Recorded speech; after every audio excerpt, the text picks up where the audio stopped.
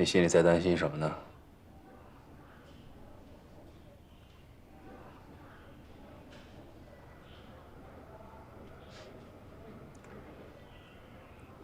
以你对他们两个的了解，你觉得严谨会杀战宇吗？在我没有弄清楚全部事实真相之前，我没有答案。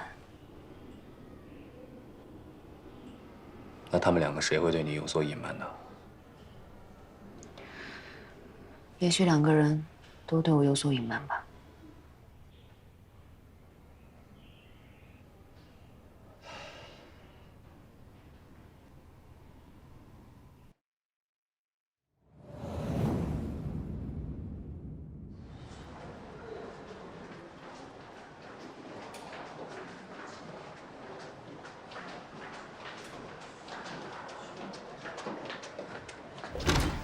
啊，小雨，姐，李阿姨情况怎么样了？她现在双侧的股头都已经坏死了，只能做髋关节的置换手术。那尽快安排手术吧。这样啊，国产的双侧17万，进口的双侧15万。展宇啊，时间还有，你去想想办法。另外，刚才检查的时候啊，你母亲一直胃疼，我建议你再带她去做个胃镜检查。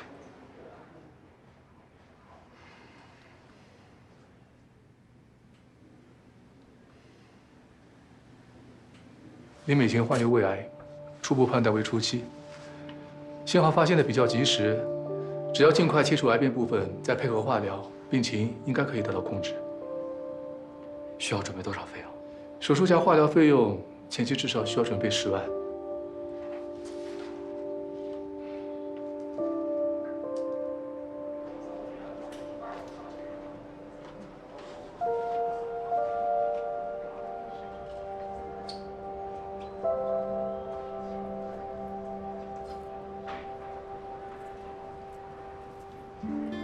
这是我第一次看到战宇如此无助，他一直一个人默默承受这一切，老天不但不可怜他，反而给他更多的惩罚。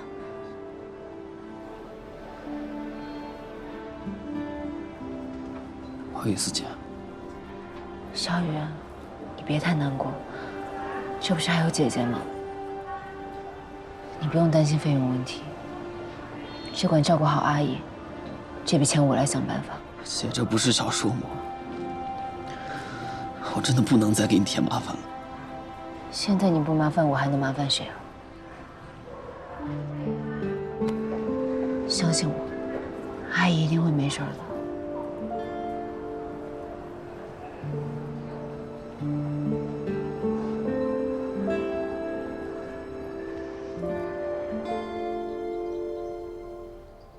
你大概能借我多少呀？行，好，我尽快还你。谢谢啊，谢谢。嗯。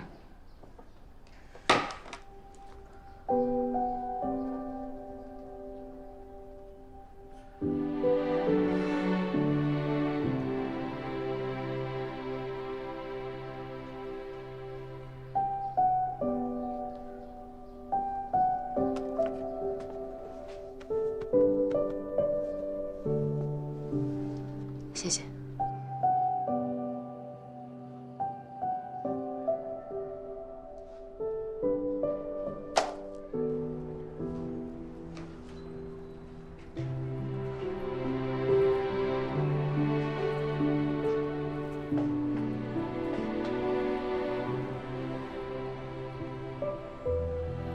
有没有觉得我这个人特别恐怖？以后你的人生准则里一定要加一条：有困难找严谨，准没有错。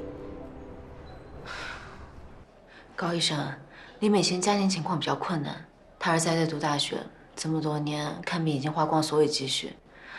我这儿凑了12万，能不能先把她安排上手术时间，后续的钱我再尽快补上？李美琴，她的手术时间刚刚已经安排好了。安排好了？是啊，费用今天一早就交齐了。谁交的啊？他儿子亲自交的。钱哪儿来的？我问你，这么多钱到底哪儿来的？我一个朋友借的。叫什么名字？在哪儿工作？联系方式是什么？你不会是问严谨借的吧？姐，你别问了，现在医药费都已经解决了，你就别再为我操心了。这里面有12万，你先拿去还给他，剩下的我会想办法。姐，真不用，你拿着吧。救命要紧，听我的，拿着。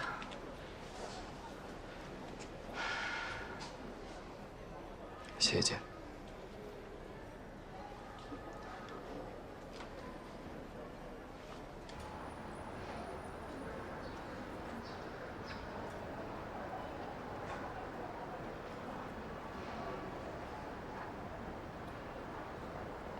小欧，振宇，怎么样了？手术很顺利，不过还等具体的病理结果，问题应该不大。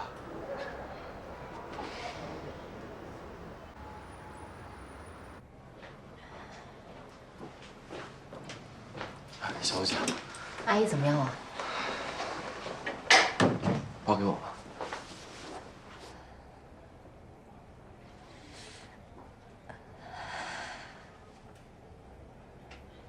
阿姨疼得厉害，怎么不打镇痛泵啊？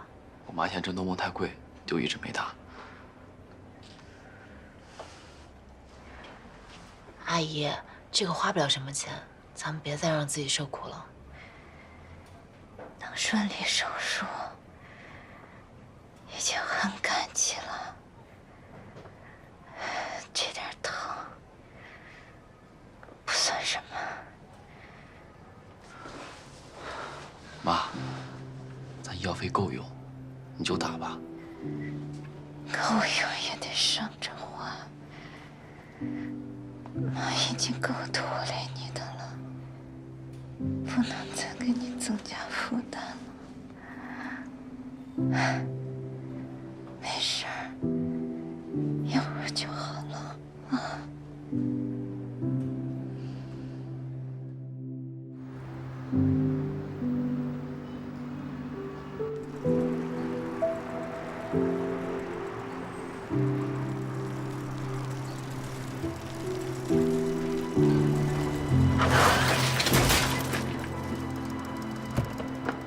小雨，没事吧？没事，受伤了吗？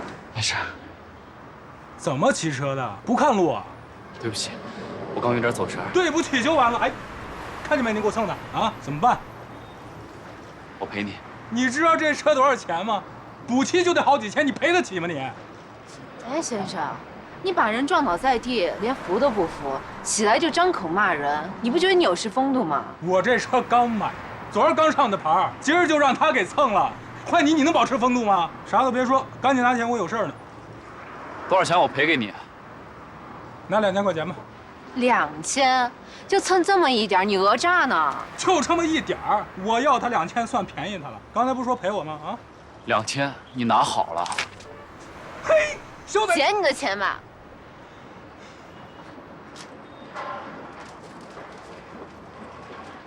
他刚才明明在讹你，你干嘛给他呀？他不是觉得我没钱吗？我堵住他的嘴。现在正是用钱的时候，犯得着跟这种人较劲吗？好了，别不开心了。阿姨今天出结果，咱们开心点。我就说没大事吧，花了2周就可以出院了。小欧，这段时间辛苦你了，还有你妈妈，老是给我们做饭，太感谢了。阿姨，咱们就别说客套话。不是客套话，你一个人也不容易，还得照顾我们母子俩。有的时候我在想，就算我有个亲生女儿，战宇有个亲姐姐，也未见得有你对我们这么好。阿姨，我早把你和战宇当成自己的亲人了。战宇能有你这样的姐姐，就算是那天我走了，我也放心了。阿姨，咱们别说这种话，咱们熬过了这一关，再把关节换好了，往后都是好日子。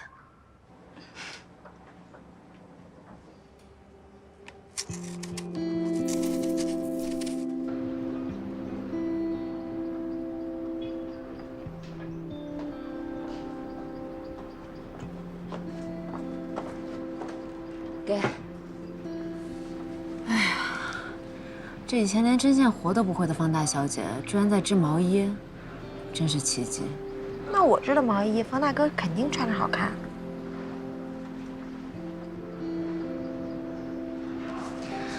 最近太忙了，都没时间关心你。你和冯大哥现在什么情况了？挺好的。冯大哥答应了？那倒没有，只能说他现在不再拒绝我了。这么久的人都还没拿下，这搁你以前早就拂袖走人了。他说，自从乐乐生了病以后，他就没想着再找个伴儿，他怕拖累人家。可他越这样，我就越不想放弃。你说像冯大哥这样有责任心的好男人，上哪里去找啊？这次说什么，我也会坚持到底的。哎呀，看着我姐妹儿如此执着的份上，我挺你。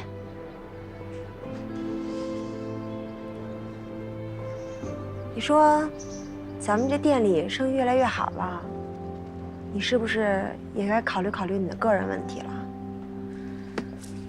我哪有时间考虑这些呀？我现在就想着怎么帮战宇尽快的把他剩下的钱还给那个人。我不想欠这种人钱，一天都不想。我说纪晓雯，你怎么这么倔呀？严吉本来就欠你的，就算这8万块钱战宇不还给他，他也不会有什么损失。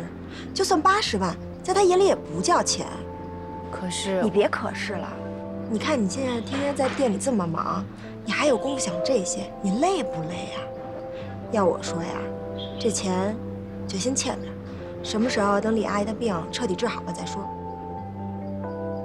你就听我的啊。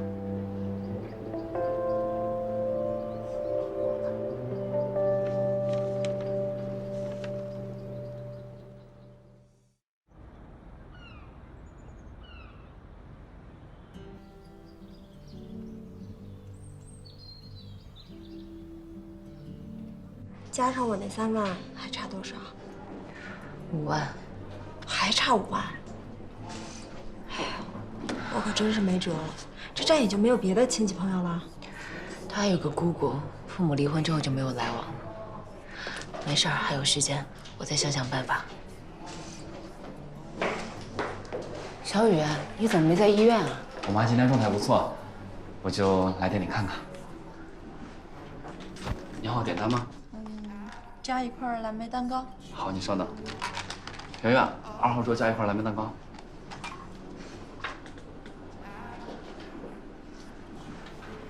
好久没有看到你现在的笑容了。姐，周4是你生日，我想请你吃个晚饭。哎，不用了，你还去医院照看你妈妈呢。吃个饭能花多长时间呀？人家战宇诚心实意邀请你，你就去吧。是啊，姐，这段时间我又给你添了不少麻烦，你就给我个机会感谢你。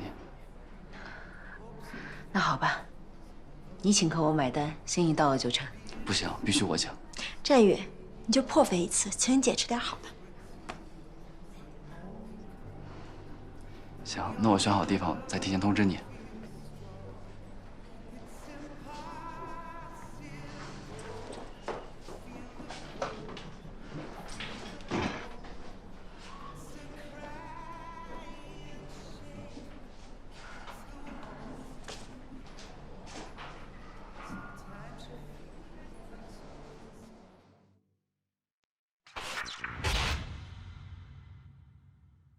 一连跟吴峰喝了3天的茶，虽然他还没有提及到毒品交易，但他至少已经把我当成他的故人对待。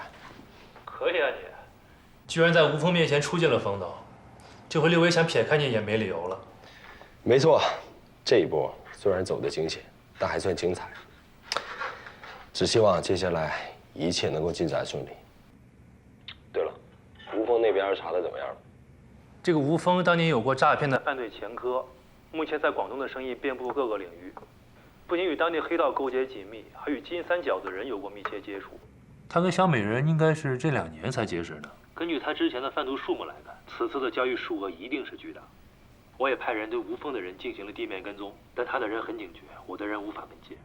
更多的信息需要你和 KK 来提供。KK 这小子最近表现怎么样？他每隔2、3天就会跟我联系一次，跟你提供的信息吻合，看得出来他已经洗心革面了。KK 已经是六子的得力助手，我猜测交易日当天 ，KK 跟六子应该负责走货。只要我能确定交易时间 ，KK 给出准确的交易路线，我一定可以将小美人跟吴峰人赃俱获。但愿一切顺利啊！哎，刘伟那边没发现你跟战宇的关系吧？暂时还没有。你最好还是小心一点。好。啊。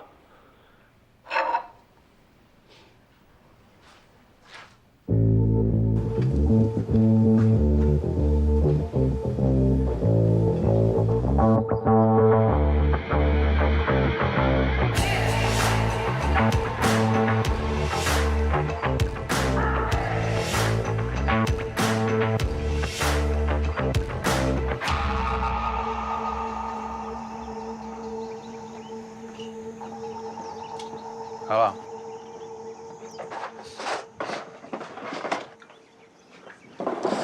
你干什么呀？你别都打开，给人留点儿。我说我要吃了吗？我这大老远跑到山上来跟你见面，饭也没吃，走腰都快折了。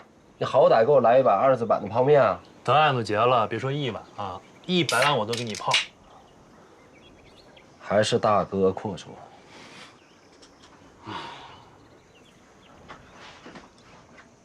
如果2子还在的话，咱们哥仨在这儿喝着冰可乐，吹着小凉风，多惬意啊！是啊。这小子怎么还不来啊？一点时间观念都没有。哎，佳宇，你迟到了。他就溜到那儿去了，已经提前给我报备过了。我早就跟你说过吧，平时少拉琴，有空呢多锻炼一下。看你上个山呼哧呼哧的，哪像个20岁出头的小伙子。想当年我跟老程啊，在武警特战队。人都到齐了啊，咱们简单扼要的说一下吧。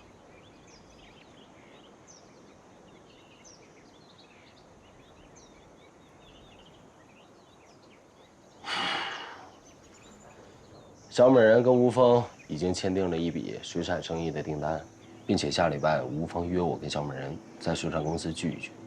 我猜测那一天应该就是交易日，并且刘伟还嘱咐我让我帮他疏通好利川路段的高速检查岗，他们下周3要走货。刘伟吐口了？那倒没有，他只是说运货车里面有一部分走私的象牙，那是他跟吴峰私人交易，让我帮忙照应一下。你那边呢？今晚刘伟亲自部署了运货路线，他让六子和我负责交货，地点是利川祥云县小口村的一个后山，时间也是下周3。下周3，利川交货，水产公司交钱，一定就是交易日了。我回去立刻部署抓捕任务，你们辛苦了，接下来的事情就交给我了。哎，成功在即，咱们可乐带酒庆祝一下吧。我不喝，要喝你跟他喝吧。你一个大老爷们儿跟小孩置什么气呀？你赶紧的。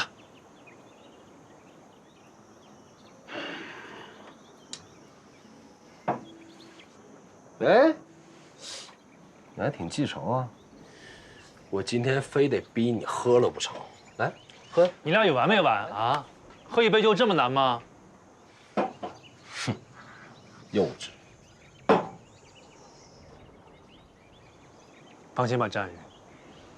你提供的情报对警方非常重要，事后我一定帮你争取最大程度上的减刑。将来你路还长着呢，啊！路走对了，才有的走。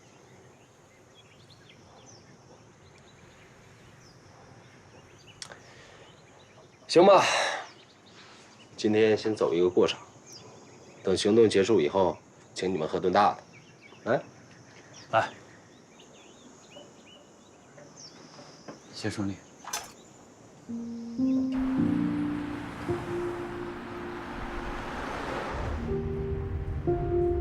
距离脱身的日子一天天的临近，我觉得今晚梨园的夜色尤其美。我突然特别想念小欧，想念从认识他到现在的每一天，他说过的每一句话和他脸上的每一个表情，我开始想象该怎么跟纪晓鸥解释这一切。深埋心底的那3个字，该用什么方式对他说？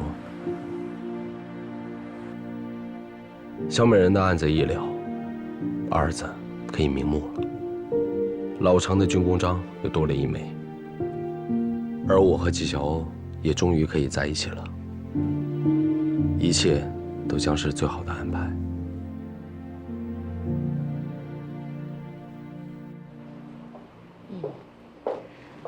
这个酒啊，是严总特意从家里给您带过来的。那我可要好好品品。来，合作愉快。来，合作愉快。怎么样？好酒，好酒啊！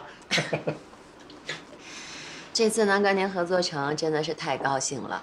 当然，这除了咱俩的缘分以外，重要的是我这里有一个法宝。海中金命啊！不敢当，不敢当，不敢当。雷总所言极是，这大师说的太准了。时间到了，此时刘伟和货车应该已经到达收费站。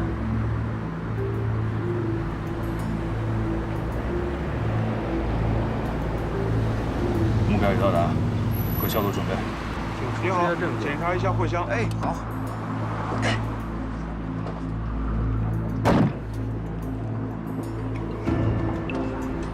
你们这运的是什么货呀？都是些海产品，鱼、扇贝。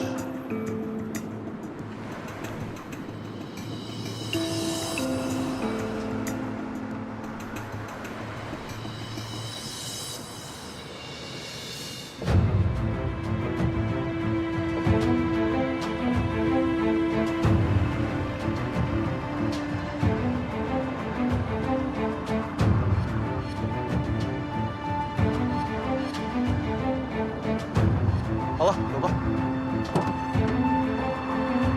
走。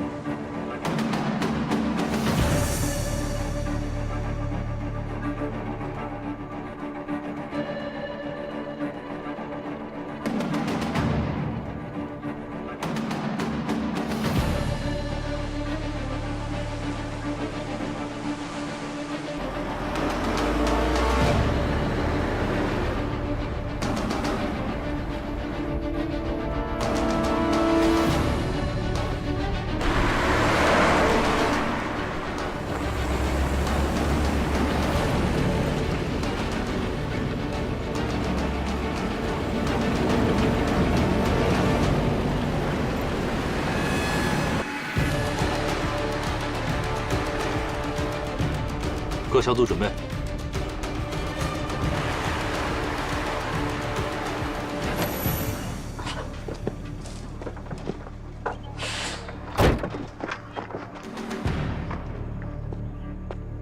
哥，货到了。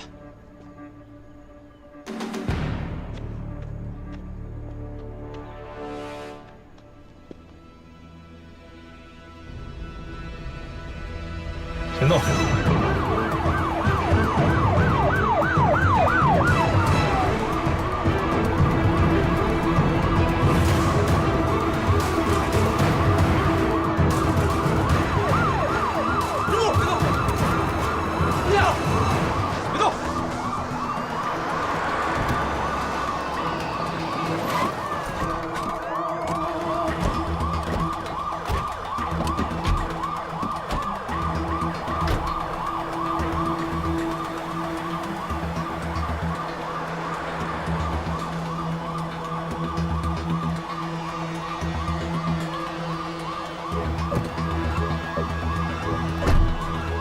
支队的，怀疑你们正在进行毒品交易，请配合我们检查。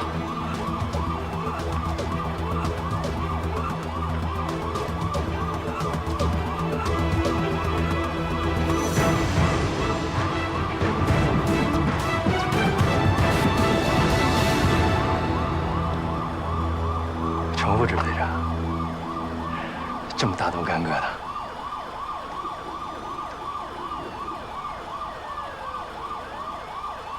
别！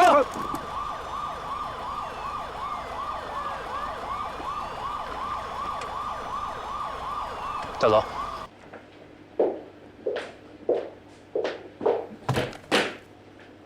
万事齐备，跟吴总合作够爽快。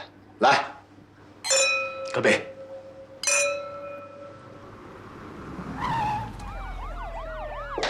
起身，都别动，别动，蹲下，不许动。梨园是禁毒支队的，请你们回警局配合调查。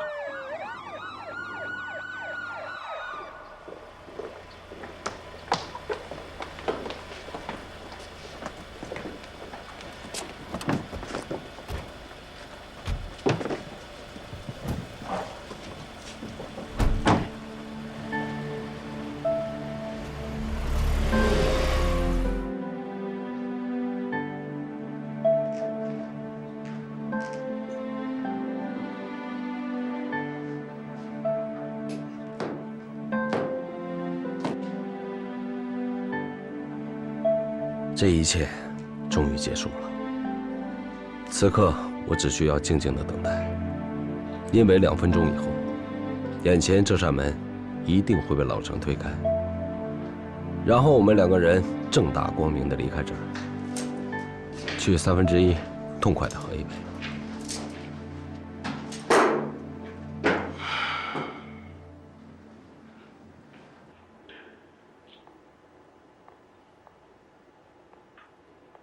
朱斌，怎么是你啊？在这儿得叫周警官。你可以走了。去哪儿？爱去哪儿去哪儿。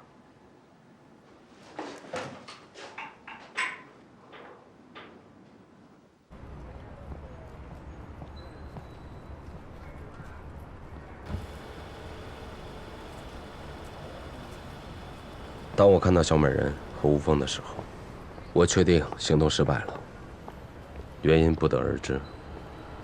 而我的卧底身份，容不得我有半点的失落，只能卯足精神把戏给演完。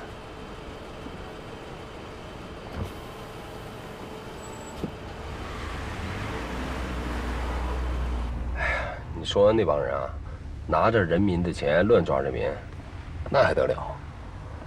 梅姐，咱们是不是得罪他们了？我这也没听说逢年过节还要打点禁毒支队呢。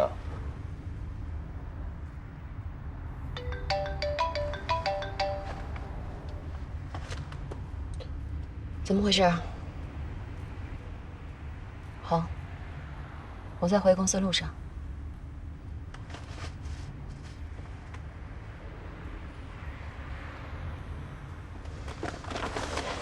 不好意思啊，吴总，本来想跟您好好聚聚的，结果被警察搅了局，害您受了惊吓。刘总人呢？他已经到公司了。 今晚我做东，还是刘总一块儿到我的1/3，吃点海鲜，搓顿酒，扫扫晦气。改天吧，我累了，想早点休息。啊，我晚上也约了人。那行，那咱们改天。哎呀，我这胳膊刚才被那帮人差点给掰折了，我得找一个店好好按一按。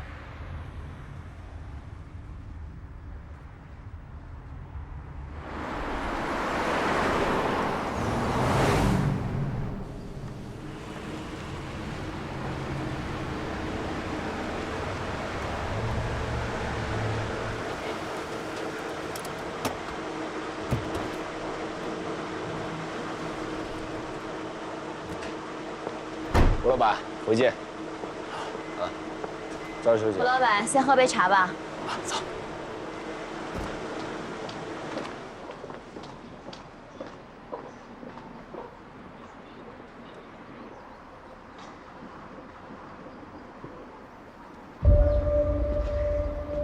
钱总，没事吧？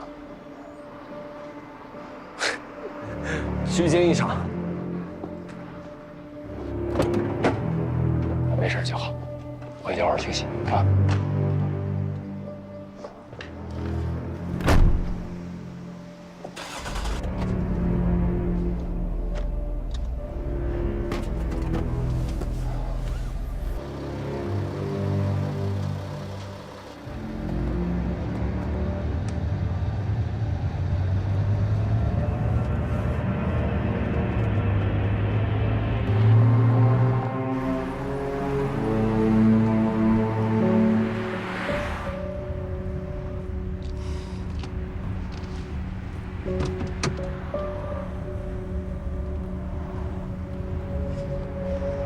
您好，您所拨打的电话已关机。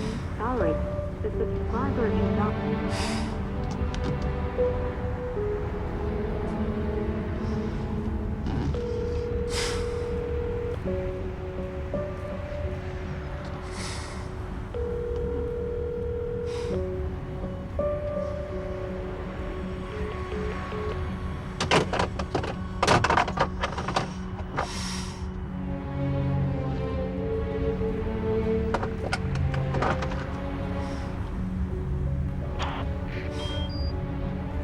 你说什么？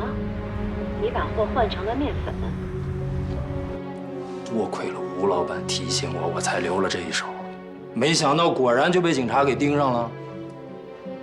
这到底是怎么回事啊？大师给吴老板算了，说这次交易凶多吉少，但如果能想办法平安度过去，那后面的事就万事亨通了。所以梅总不必着急，正所谓谋事在人，成事在天，一切命数皆有安排。但是今天的事情实在是太危险了，万一有什么闪失，大师说了，我命里天生就有这么一个坎儿，躲是躲不过去的。想要逢凶化吉，非得在这悬崖边上走一遭。这一劫咱们今天是渡过去了啊，往后咱们就顺顺当当。哎，吴总，这杯茶我敬你。待会儿哪儿吃去啊？我得回庙里听讲座呢，先走一步。吴总啊，哎呀，我就佩服你这一点。这刚从悬崖边转一圈，还不抓紧时间享受生活啊？刘子，送吴总。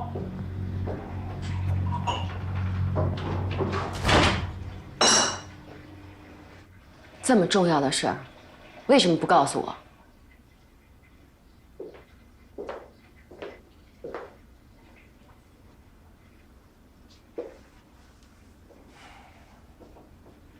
什么狗屁大事！老吴这次完全是歪打正着，真正救了咱们命的是一条价值20万的情报。说，考虑到交易在即，我也顾不了那么多，只能按照对方的要求把钱放到指定的位置。很快我就收到了一个神秘人的情报，他说警方已经知道了咱们交易的准确时间和路线，准备在交易中实时抓捕。然后我就悄悄地把货换成了面粉。既然知道有危险，为什么不取消交易呢？为了把内鬼引出来。什么意思？你不想想，好好的咱们怎么就被警察给盯上了呢？还清楚的知道了咱们的交易时间和路线，一定是他们的人就卧底在我们中间。你怀疑严谨？除了他，还能是谁？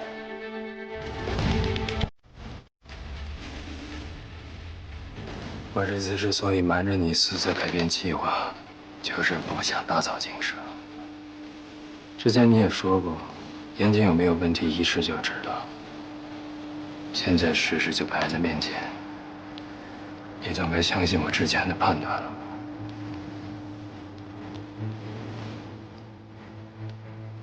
但是严谨自始至终都不清楚我们的货里边藏有毒品，他又怎么给警察通风报信呢？严谨是什么人？他干缉毒警这么多年，什么人没见过？咱们跟老吴见面，虽然没把这层窗户纸捅破，但明眼人一看就知道咱们在干什么。严谨只是不说罢了。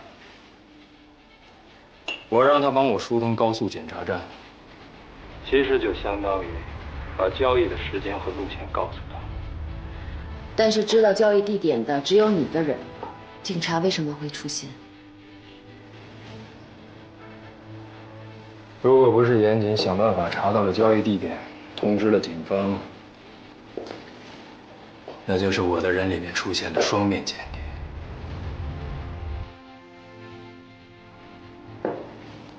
我现在怀疑是六子手下的那个 KK。这个 KK 是六子新发展上来的，除了他，其他知道交易地点的都是在这条线上干了几年的兄弟。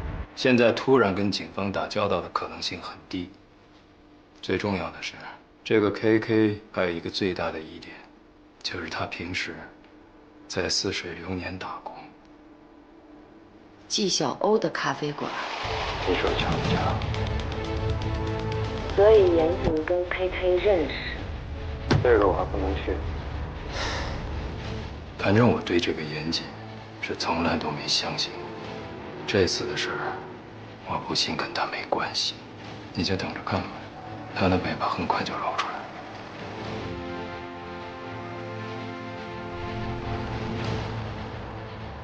既然要查内鬼，就给我查彻底。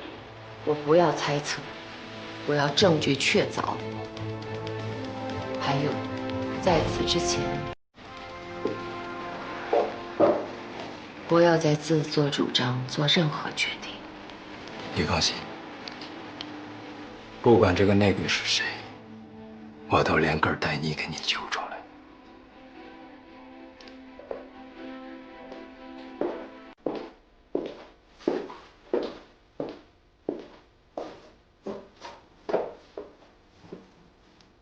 说了那么多糟心事儿，说点高兴的事给你听。今天是禁毒支队的程副支队长亲自带队围堵现场。程副支队长太辛苦，一个人开车回梨园的路上，被一辆卡车给撞了，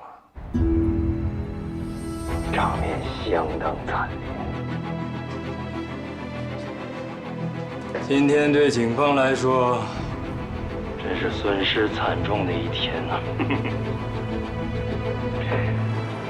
上线生死未卜，下线一定会沉不住气。我在医院安排了人守着，如果有人去探望程副支队长，他内鬼的身份不攻自破。干得好。辛苦你了。战宇背叛你了。看来赵警官跟我一样，对战宇寄予了厚望了。这应该就是你刚才自己说的，因为感性的选择而吃的亏吧？没错。具体说说吧，战宇是怎么背叛你的？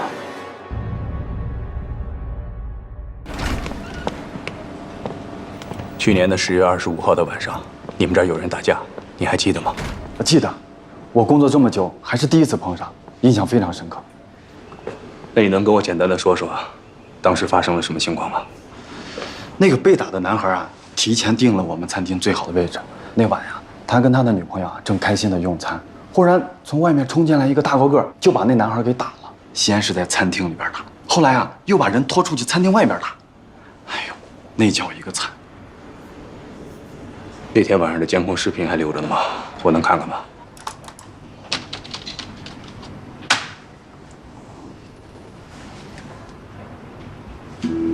这年头，这年轻女孩可真够乱的，勾搭一个老的，还得再找一个小的。你当时还记得他们说过什么话吗？好像是这个男的和这个女的因为这个男孩吵架，这女的后来急了，说她就喜欢这个男孩，让这男的死心。这女的说喜欢这男孩啊？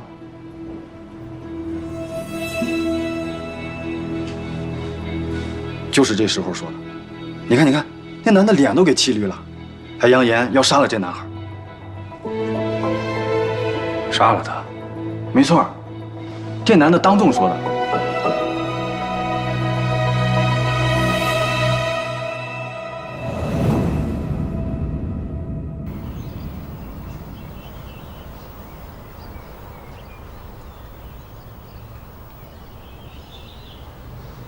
哇，红烧鱼来了。小欧辛苦了，今天是小欧生日啊，我们来祝小欧生日快乐，身体健康。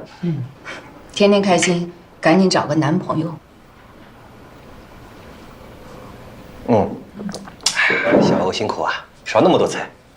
辛苦的是你们俩，我亲爱的老爸老妈，最近啊为了战宇的事情忙里忙外，操碎了心。作为战宇的姐姐，我得好好孝敬二老。哎呀，说的我啊，好像多了一个儿子似的。你就是多了个儿子，您要是不介意的话，就认战宇当干儿子吧。哎，我看行啊，你妈想当初啊就想要个儿子，这回算是攀上了。这一个女儿就够我操心的了。小欧啊，这个鱼味道不错啊。我看冯大哥选的。哦。哎，小欧啊，你准备帮他们母子俩到什么时候啊？你什么意思啊？不想再让我帮他吗？你乐善好施是好事，但你现在自己还一脑门的官司呢，有时间是不是该考虑考虑自己的事情？虽然战宇和他妈妈都是知恩图报的人，但是你不是富二代啊，你能接济他们的一辈子吗？战宇啊，他总有毕业工作的一天，我相信啊，他一定能撑起这个家。万一他找不到好工作呢？战宇的琴拉得这么好，再找不到工作，那天理何在呀？虽然说现在音乐圈是不太好混，但他可以当老师啊。培训班有多贵，你也是知道的。只要战宇努力，一定可以的。如果他出国进修，到时候他妈妈谁来照顾啊？交给你吗？哎呀，他妈妈只要做完手术就可以站起来了，那战宇出国就没有什么后顾之忧了。小欧分析的对，天无绝人之路，你就别操心啦。我是担心他，想给他提个醒，但愿战宇啊像你们说的这样。来吃鱼，多吃点。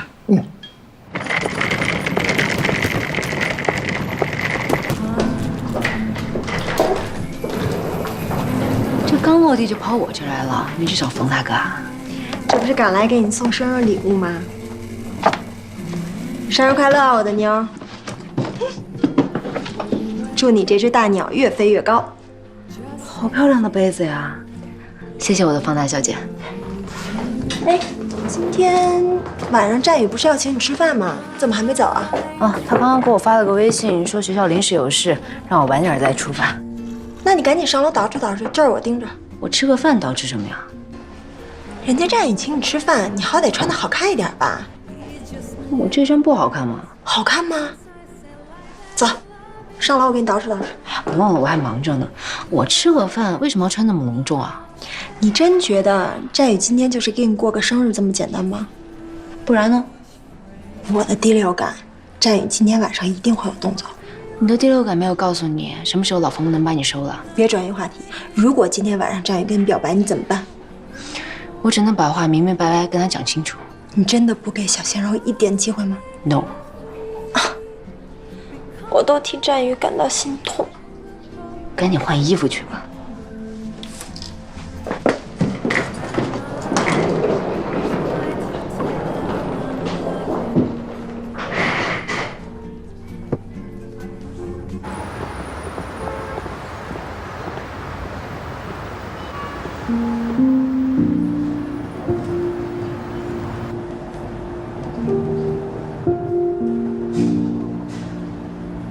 请问您有预定吗？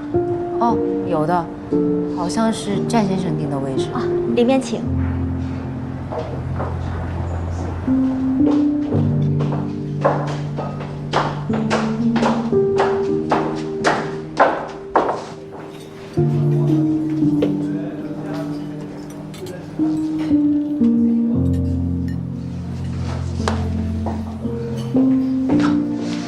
姐这边。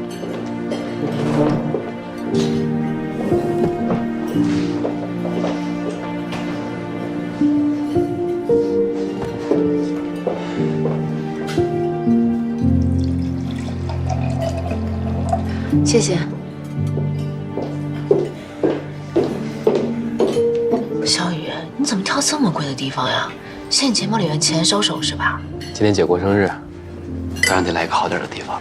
但你也不用挑这种地方呀。你好，先生，这是您点的红酒，请您看一下。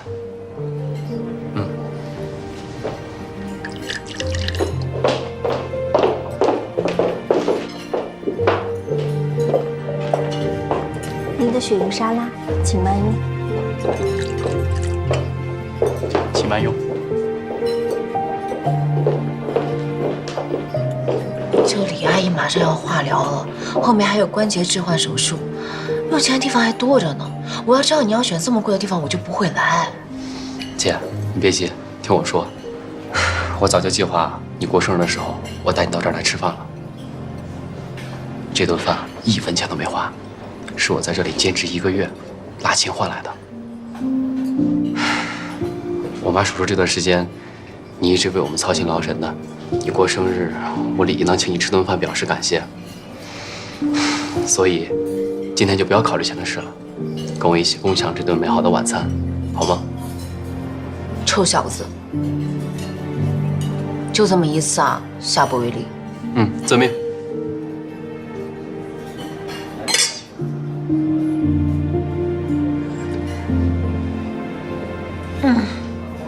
果然还是贵的酒好喝。姐喜欢就多喝点。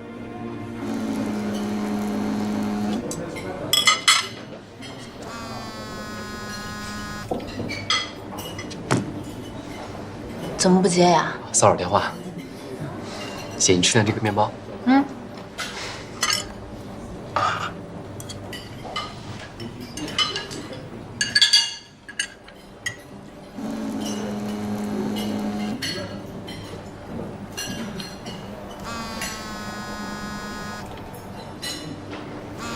谁啊？哦，就一个朋友，我去接个电话，顺便去趟洗手间。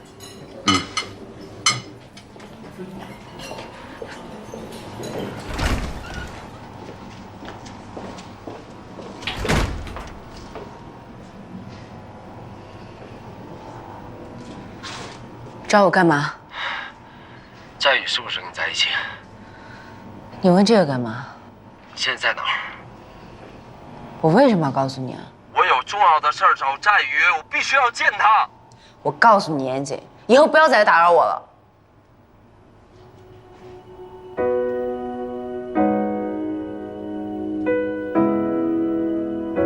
在接这通电话之前，我很不争气地对严谨抱有一丝幻想，心想也许他还记得我的生日，但事实证明，我想多了。Hurry, my lover, I'm still waiting for you. Let us arrive at sunrise. Reading our letters. 是不是出什么事儿了？啊，没有，就店里面一些琐碎的小事儿。咱们开始吃吧。来，小雨，姐敬你一个。谢谢你那么用心的给我过生日，生日快乐！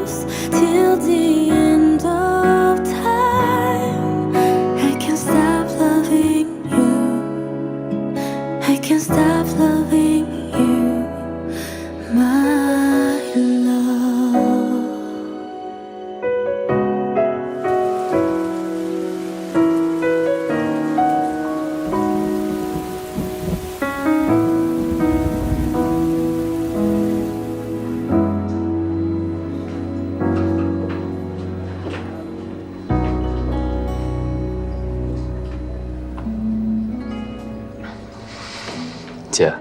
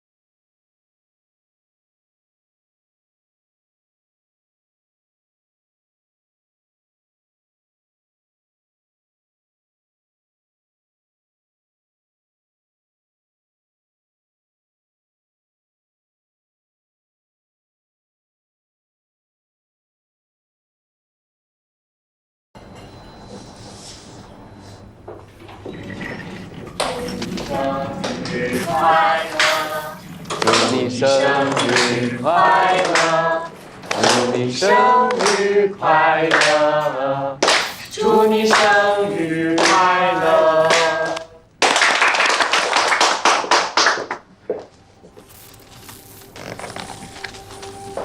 生日快乐，小娥姐！谢谢。快许个愿吧。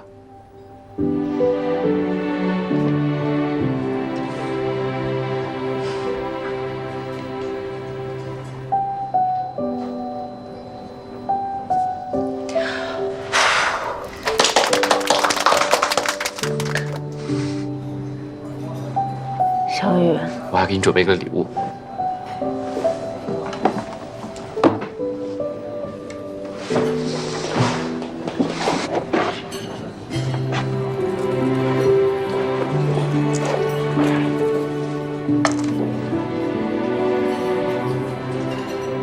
这些照片是我趁你不注意的时候偷拍的，你应该不会生气吧？怎么会？开心都来不及。那这礼物你喜欢吗？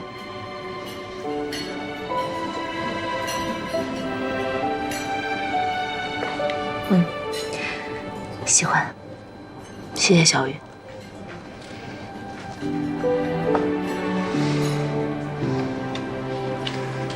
姐，我有句重要的话想对你说。小雨，你别急，你听我说。其实，在我心里，姐姐就像阳光一样耀眼。即使我闭上眼，我也能够看到你，感受到你的温度。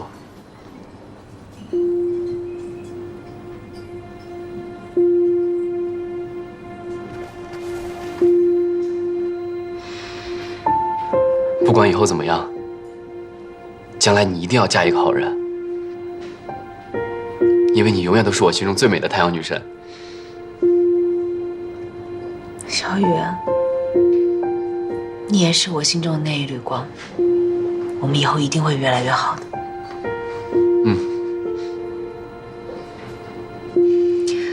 这么特别的礼物，一定要照张相。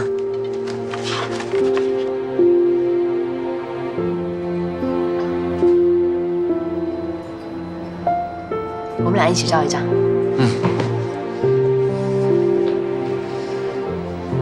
笑一个。来，你拿着。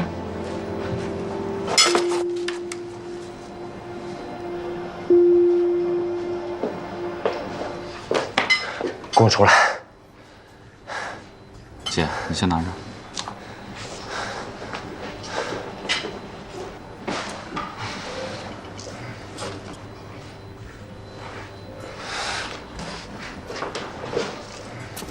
我让你给我出来！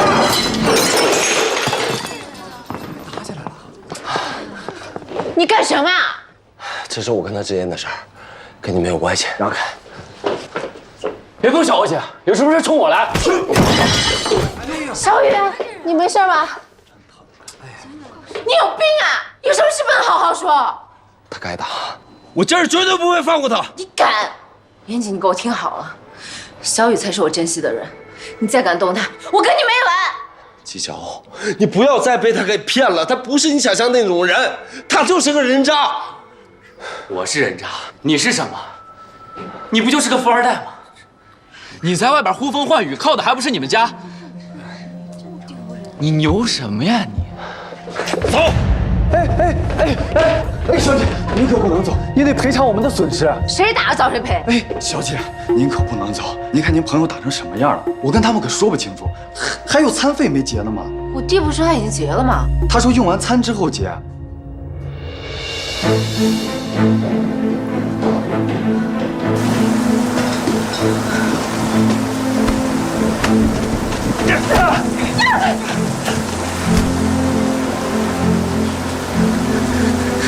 你给我让开！你要打他！他就是个害人害己的畜生，他活该！你问他干了什么好事儿？姐，你别管我，你先走。振宇，你如果还算是个男人，就敢做敢当，把你的真面目给纪晓鸥看看。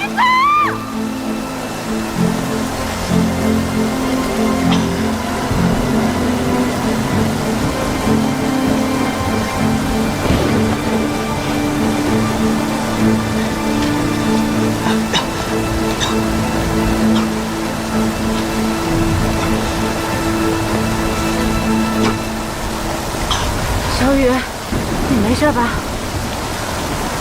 对不起姐，毁了你的生日。你和严谨之间到底发生什么事儿了？没什么大事。我明天还有事，我先走了。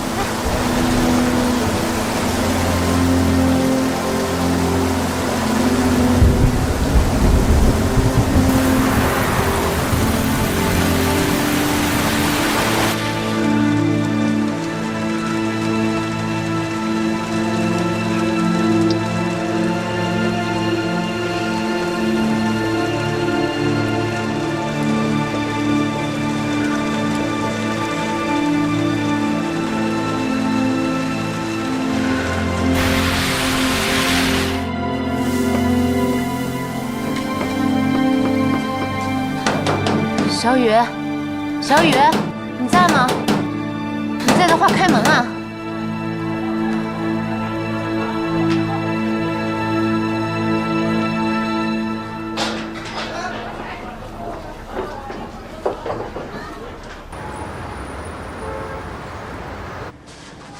来，大家也喝。谢谢，李阿姨。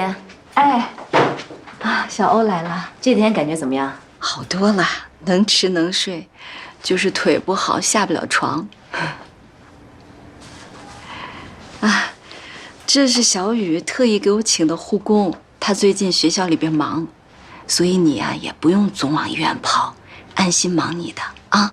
小雨他一直没来看你吗？他们学校年底有演出，最近就忙着排练的事儿。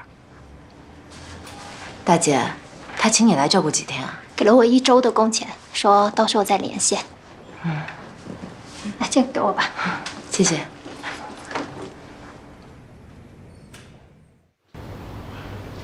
你在餐厅里对严谨说：“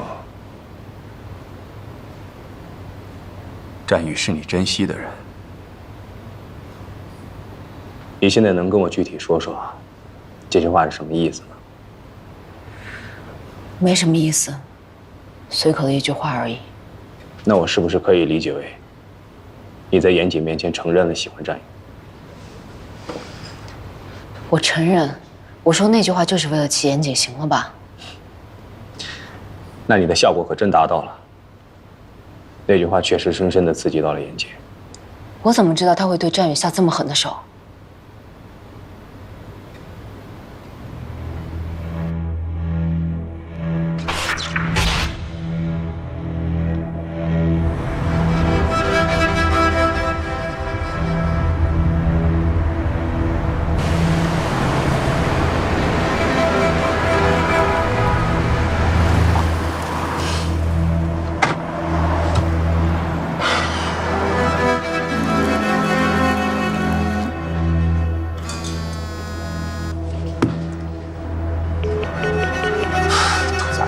躲我什么？找我干嘛？战宇是不是跟你在一起？你问这个干嘛？你现在在哪儿？我为什么要告诉你？我有重要的事儿找战宇，我必须要见他。我告诉你，严谨，以后不要再来打扰我了。喂，喂。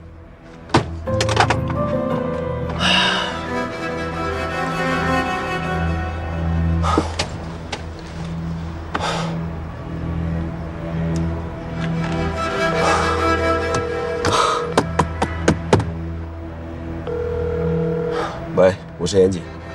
你还有脸给我打电话呀？战宇跟纪晓鸥在哪儿，你知道吗？怎么？现在看人姐弟俩亲密，你受不了了？现在着急了？早干嘛去了？你还知道今天什么日子吗？战宇还知道带姐姐吃顿大餐，你干嘛了？我就问你，战宇和纪晓鸥他们俩在哪儿？我告诉你啊，无可奉告。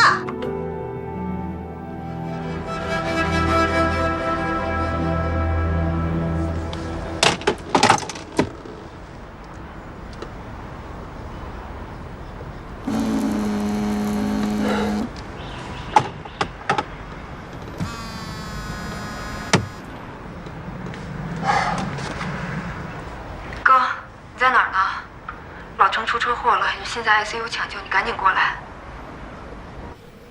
喂，听见我说话了吗？我说老程出事儿了，你赶紧来医院。叶深，我现在有重要的事要做。哥，医生说他有可能挺不过今晚。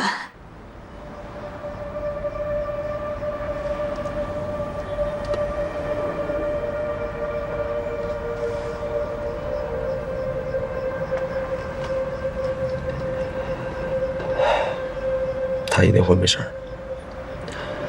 稍晚点儿我会过去看他。我现在真的有急事儿，你帮我一个忙，帮我查一个号码的位置。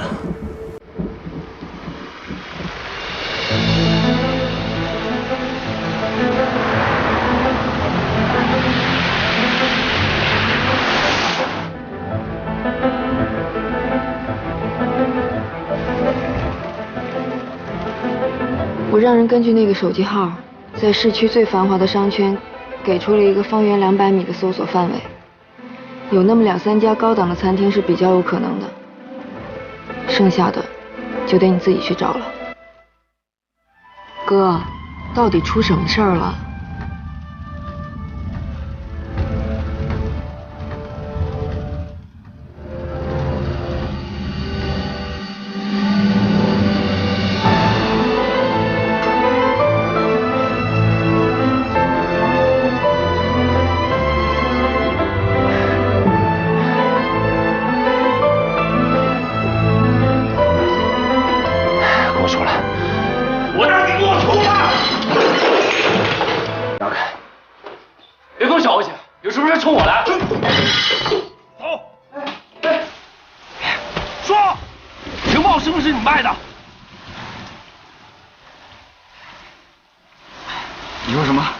我听不懂。还想跟我说？不是你还有谁？说！我说！我妈得了癌症，急需要做手术，我需要钱，我真的很需要钱。你为了钱背叛我，你为什么不跟我说？别说20万了，200万我也可以给你。我管谁要钱，我都会要你的钱。你就为了你那点狗屁自尊心，老程都被你给害死了。老程怎么了？刘伟派人把他给撞了，这一切都怪你所赐。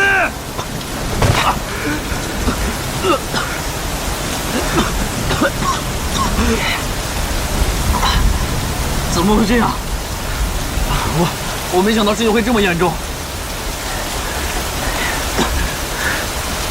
我以为失败了还可以再来一次，你以为警方抓捕是做游戏吗？啊！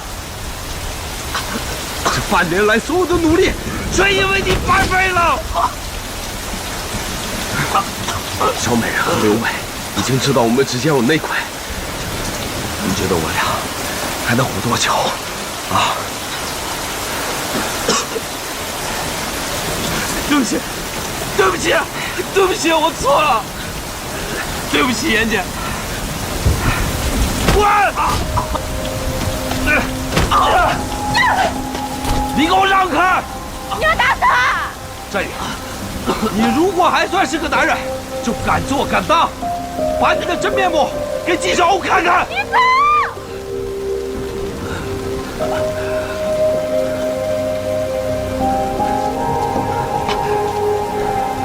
今晚所有的损失，你找我负责。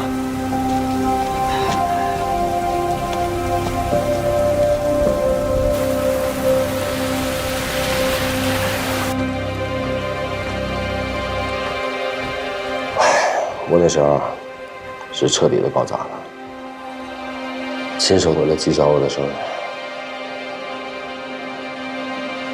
但我到现在我都没法理解，你说战宇干了一件这么缺德的事儿，不但没有一丝懊悔，还有心情泡妞。现在的孩子都这么没心没肺。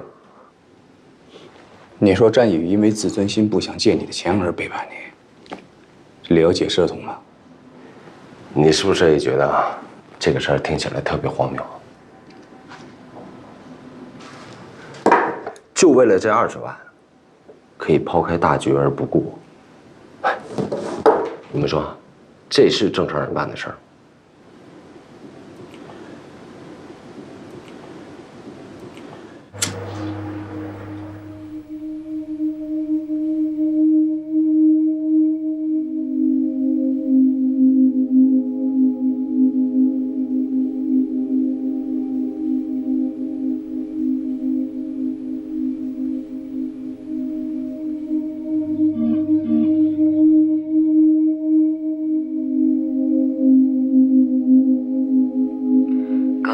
事儿办完了吗？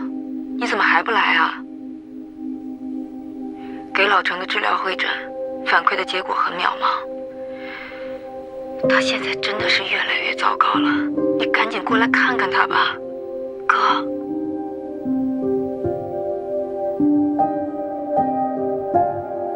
泡面不是以前的泡面，腌的还是以前的腌子。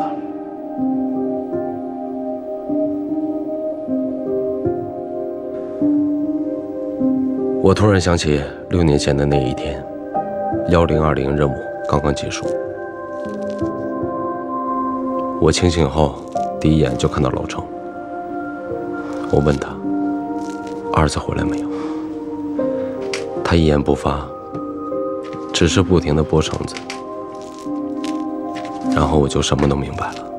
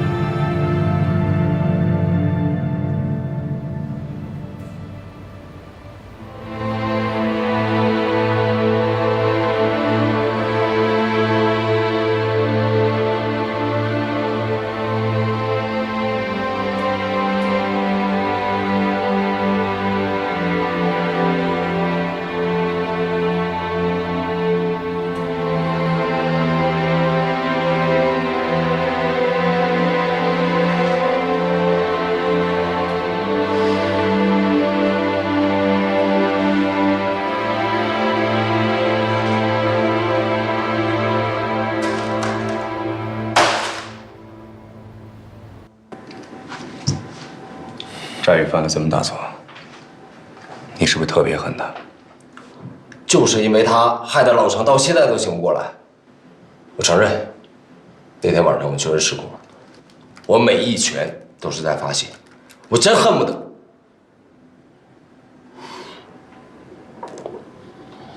继续说呀。你是不是又想套我的话？我都跟你说了，战宇不是我杀的，你怀疑我也没有用。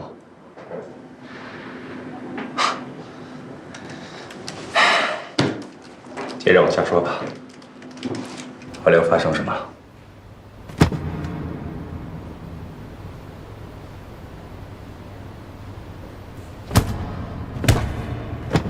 老程的昏迷不醒，导致我与警方彻底失联。而刘伟那一边已经派人盯上我了。眼下最棘手的问题是如何应对刘伟的内鬼调查。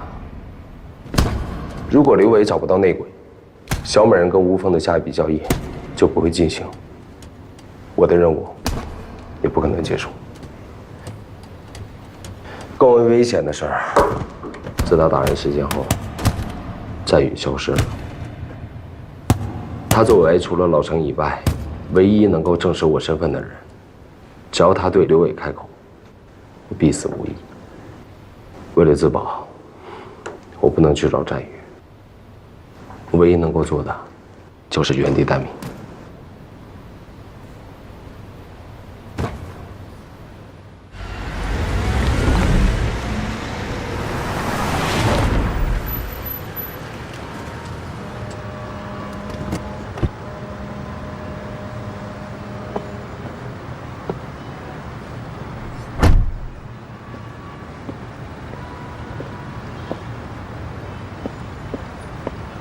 严总，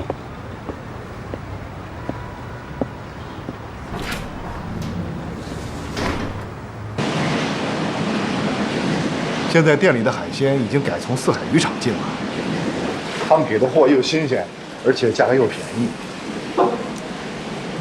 干得不错。你给这么高的工资，我没理由不好好干呀。行，忙去。严总，战宇借那20万，他还你了吗？我跟战宇的事儿，你不用管了。啊，我不是那意思，我是看着小欧找不着战宇，他急得要命。我接个电话。啊。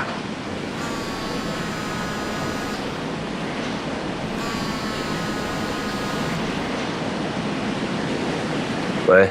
严姐，你们之间到底有什么误会？是不是跟那20万有关？你觉得我在乎那20万？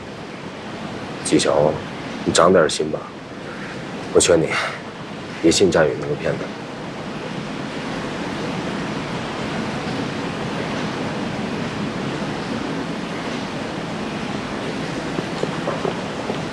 严总，有人找。严总，刘总让我请您去喝茶。稍等一下，店里还有点事儿，我先安排一下。刘总找您有急事儿，请吧。路有点远，严总睡一觉就到了。不是喝茶吗？睡什么睡？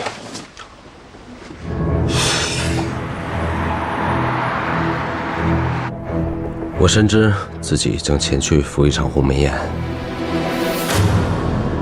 那一路开了至少有1个小时，车应该早已远离城市和人烟。如果今晚我死在刘伟的手里，恐怕尸首都不会被人发现。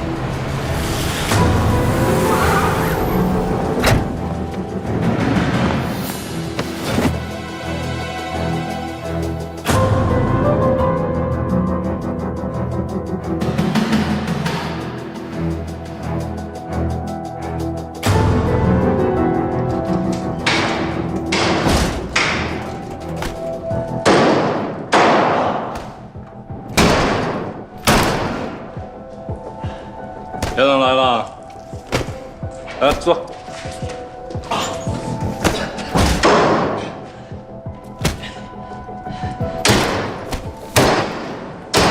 刘总今天请我来这么别致的地方，唱哪出啊？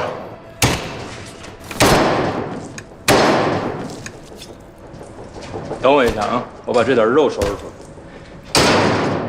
以前做学徒的时候，跟着屠夫学杀猪。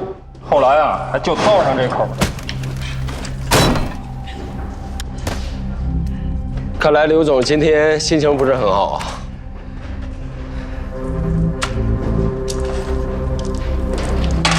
走私的下人没送到老吴手上，却被警察给盯上了，还连累了梅姐和严总，我这心情能好吗？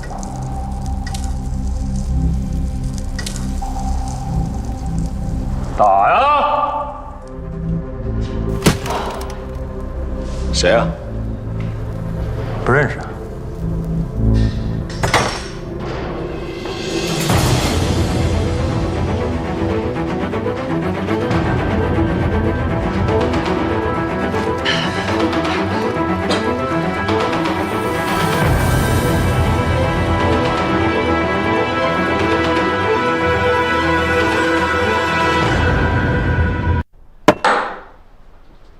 连战宇都亲口说严谨是好人，你还怀疑是严谨杀了战宇吗？萧，从情感上我愿意相信你说的是真的，但是这不能成为证据，你明白吗？那你有严谨杀人的证据吗？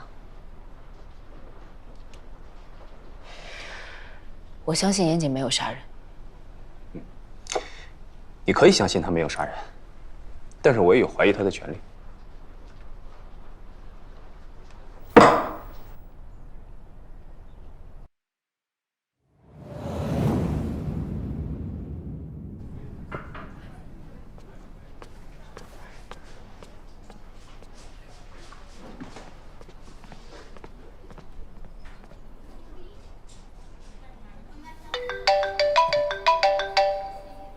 喂，小雨，你在哪儿？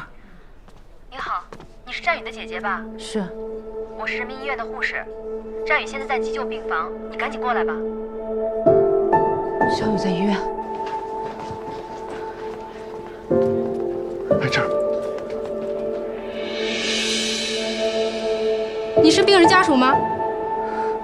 我是他姐。不用太担心，大部分是软组织挫伤，只是左手的食指有严重骨裂。现在昏迷的原因呢，是因为轻微脑震荡，需要留院观察几天。是谁把他打成这样的？这我们不清楚，是他自己跑到急诊来的，一进门就晕倒了。哦，这是他的手机，你收好。谢谢。谢谢啊。哎呦，这怎么回事啊？这是肯定是严谨打的。严谨？我之前问他战宇在哪，他还说不知道。可他连衣服都没换过，肯定是严谨那个混蛋。具体发生了什么，等他醒了不就知道了吗？别急啊。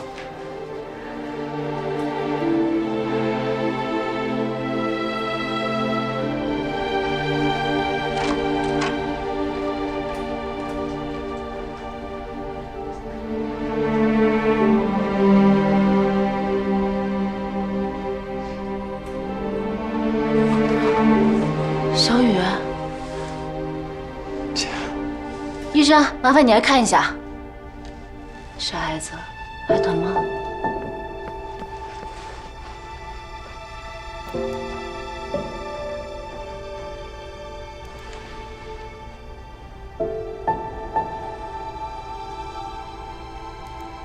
目前看来没什么大问题，再观察一晚上，可以回家休息了。谢谢医生。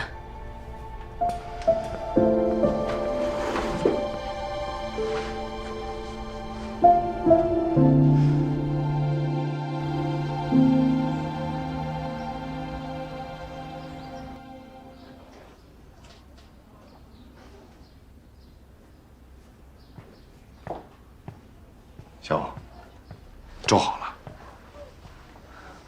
冯大哥，乐乐还一个人在家，你先回去吧。你这一个人行吗？没问题。谢谢冯大哥。别客气，好好养伤啊。有事给我打电话。谢谢姐。来，你手还有伤呢，我喂你。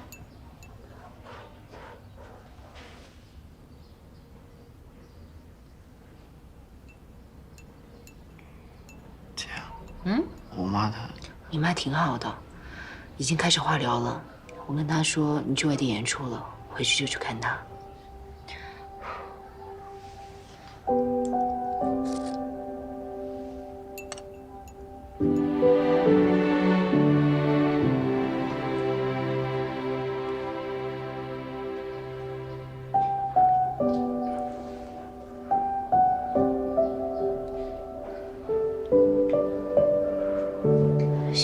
担心，医生说了，没伤到骨头，一定会恢复的。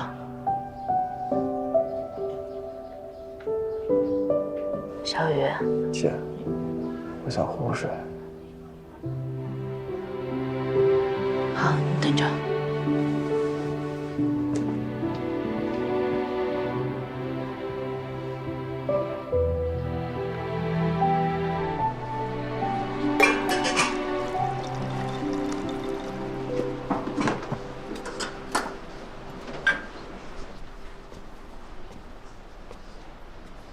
小欧，你问过战宇到底怎么回事吗？我想问他，但是我总觉得他在回避什么，还是等他伤好了再说吧。如果战宇真是被严谨打伤的，我跟他没完。那你还是觉得这事儿跟严谨有关？那天他当着我的面就打了战宇，小雨从那天起就没有换过衣服，那还能是谁干的呀？小欧，以我对严谨的了解，我觉得他不是一个无事生非的人，他敢当着面打人，一定有他的理由。没准儿战宇在外面真的惹什么祸了。不可能，战宇天天不是在学校、医院，就是在我这儿，他能干出什么出格的事儿？小欧，你是把人真的想得太好了，知人知面不知心。你忘了小雨之前骗过你的钱，你也见过他打架的样子，你能说这不是战宇吗？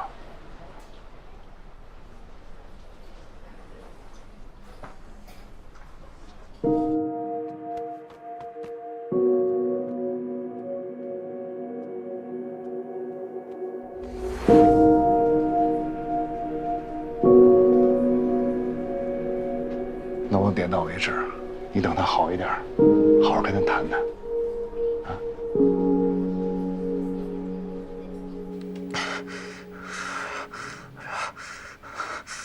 别烧，行行，不要烧，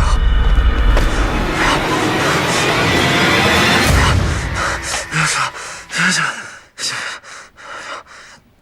求求你们，不要烧，不要烧，不要烧，不要烧，行行，不要烧，不要烧，小雨，是我，做噩梦了是吧？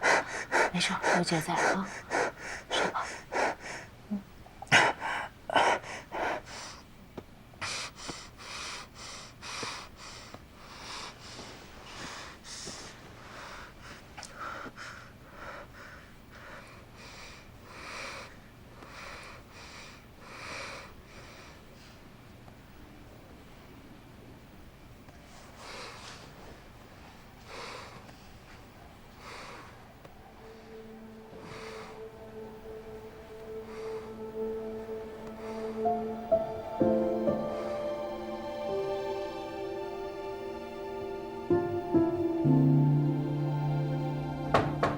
小欧，小欧，小欧，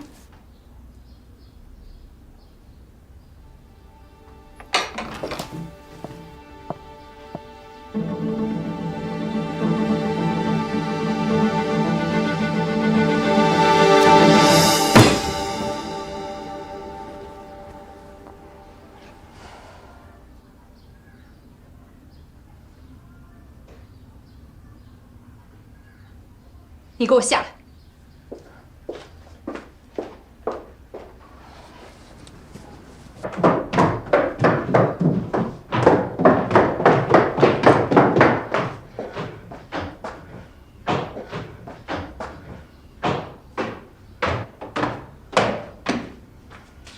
妈，你怎么来了？我不能来吗？我不来就发现不了。你这么随随便便跟野孩子瞎睡觉。妈，不是你想的那样。昨天晚上战宇他做噩梦，我哄他睡觉，不小心睡着了。我不听你解释，我就一句话，绝对不可以搞姐弟恋。一大早不想跟你吵架，你给我回来，赶紧把他给送走，以后少和这母子俩来往。我就纳闷了，你和你爸是怎么了？中了什么魔了？非得砸锅卖铁的帮他们？说够了吗？说够你可以走了，我知道自己在做什么。小欧，你别犯傻，你帮他们能捞什么好处啊？被这种人赖上了，你这辈子想甩都甩不掉。你别想着你爸还会帮你。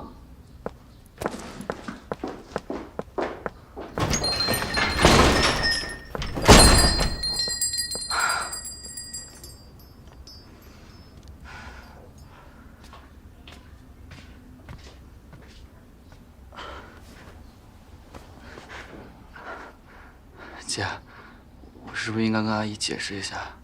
不用了，你好好休息。我去给你做点吃的。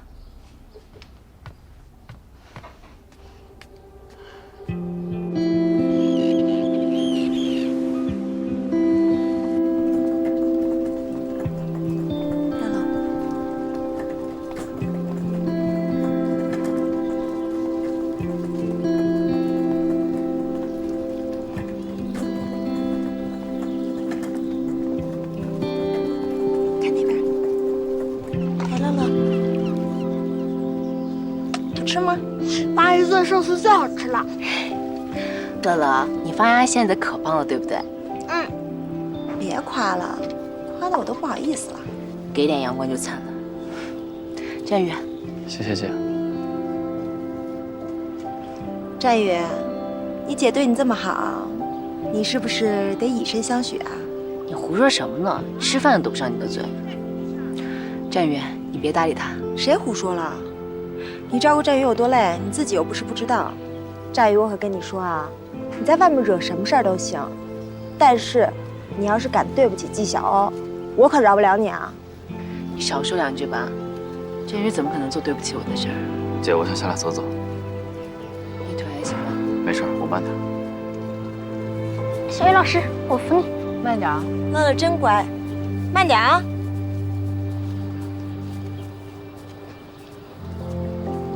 我怎么觉得战宇心事重重的，是不是有什么事儿瞒着你啊？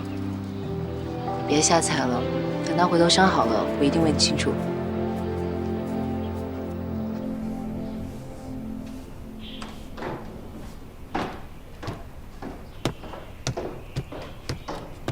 你怎么下楼了？我好多了，也可以帮你干点活了。别，手怎么样了？好像没什么大碍。坐。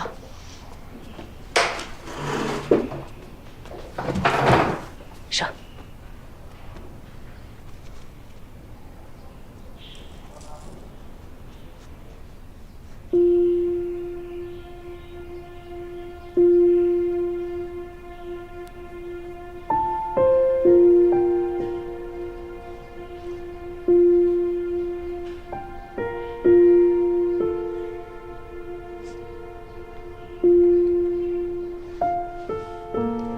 要不要拉一曲试试？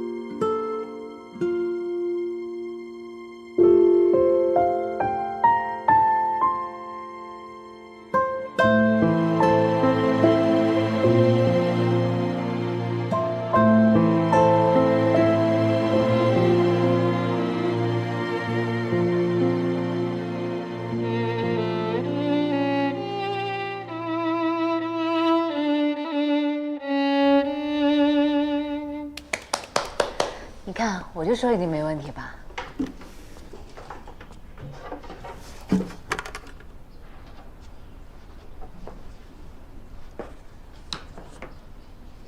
小雨，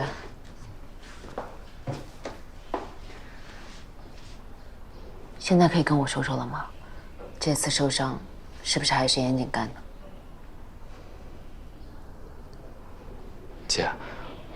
我的伤跟严谨无关，是他救了我。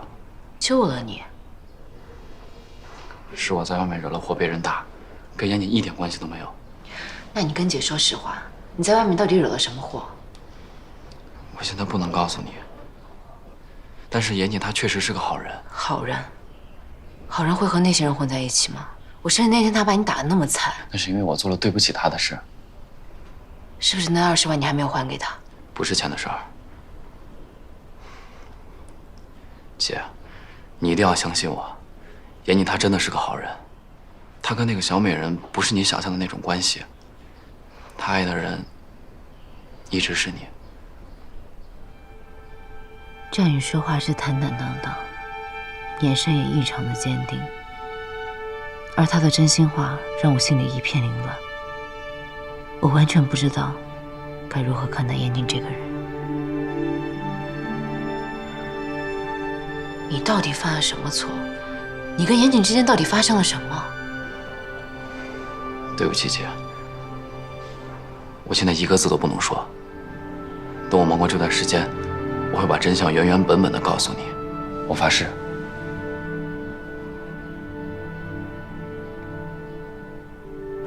那你骗过我吗？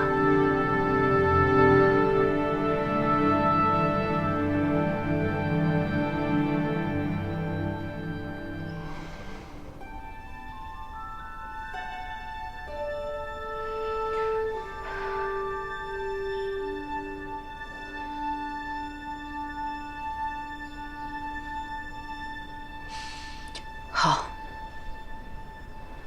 我尊重你，但我还是有一句话要告诉你：人都有犯错的时候，重要的是要勇于改正。我希望你好好珍惜现在眼前的一切，为了美琴阿姨，也是为了你自己。有任何困难一定要告诉我，千万别干违法的事儿。姐，我知道了。最近我落下了很多功课，我想回学校好好补课，暂时就不来店里帮忙了。这段日子把你累坏了，你好好休息。我妈那边你也不用再去了，我会照顾好她的。等忙过这段时间，我就来店里看你。行，一定要注意身体啊。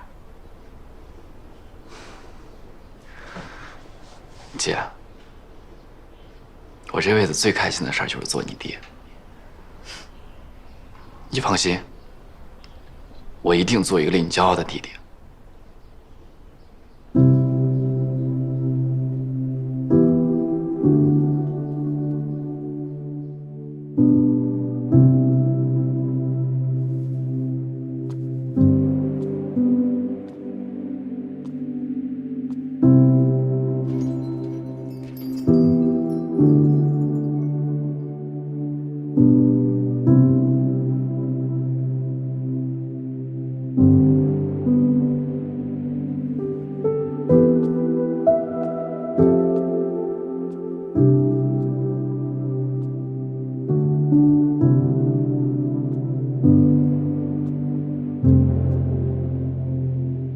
那是我最后一次见战宇，他走的时候脸上还带着伤，但笑容依然很清澈。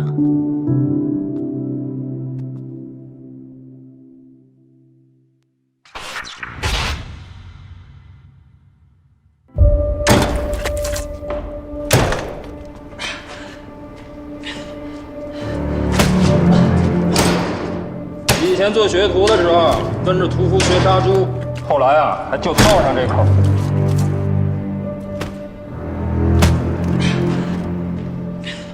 谁啊？不认识啊。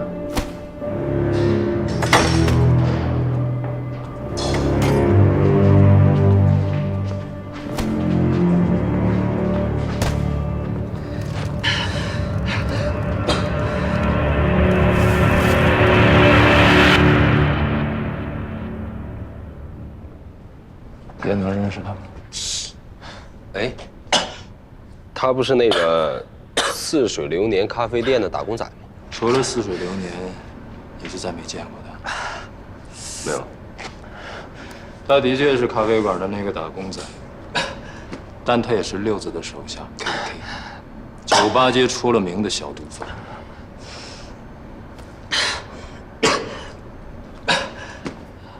你是真不认识他，还是跟我这儿演戏呢？刘总什么意思啊？我的意思是，以严总在梨园的地位和势力，怎么能有不认识的人呢？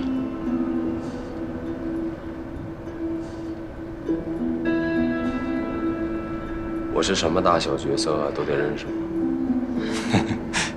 接着打。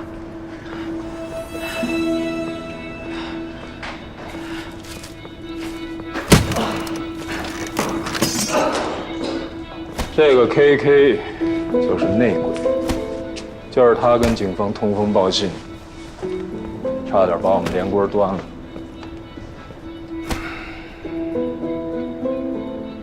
我怀疑啊，他还有个同党，就在我们这群人中间。但这小子嘴太他妈硬，我是刀枪棍棒都撬不开。你是缉毒警出身，审讯这块肯定有好多招。帮我审审，不就是损失了一点象牙吗？何必这样大张旗鼓？大张旗鼓，必须大张旗鼓啊！内鬼啊，大哥，这是象牙那么简单的事吗？啊，外贼好多，家贼难防，这么多兄弟眼巴巴看着呢，我不杀一儆百，给他们好好立立规矩，我这以后队伍怎么带啊？啊！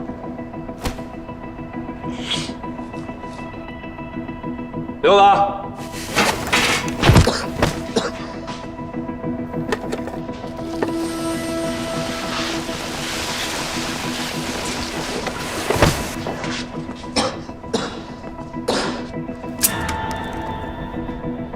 这个 KK 啊，是音乐学院的高材生，拉小提琴的。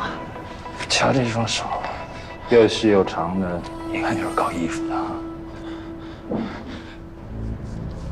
哎，拉小提琴是用哪个手摁那个琴弦来着？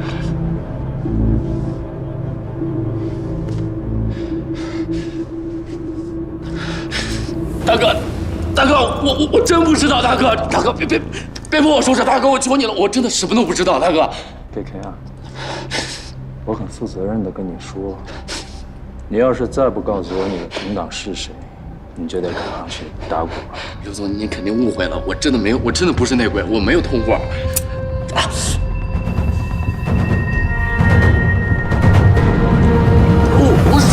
我说，我知道这是内鬼。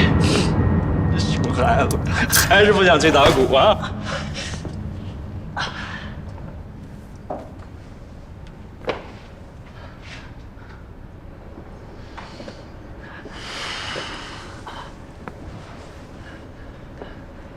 说，谁啊？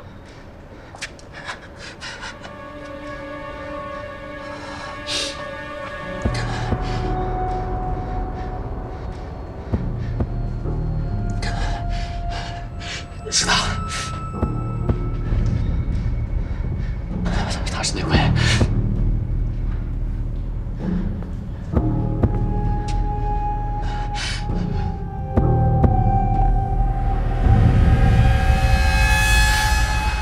刘子是内鬼。你指谁呢？你疯了吧你啊！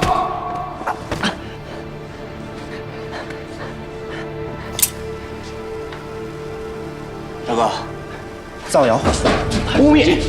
他之前进去过，他被警察收服了。小子，看着我！我跟大哥在一起这么多年，一直没有出过事儿。你现在说我，刘总是不是想死？刘总啊，我跟着六总，他经常私底下偷卖您的货。交易的前2天，他给他女朋友买了新车，这钱你说哪儿来的？刘总，我真没骗您。我钱哪来的？跟你有什么关系？诬陷我！你别信他的。我有证据，刘总。我之前跟踪他，他去跟警察接头，我偷偷录了音，就在我手机里，不信您看。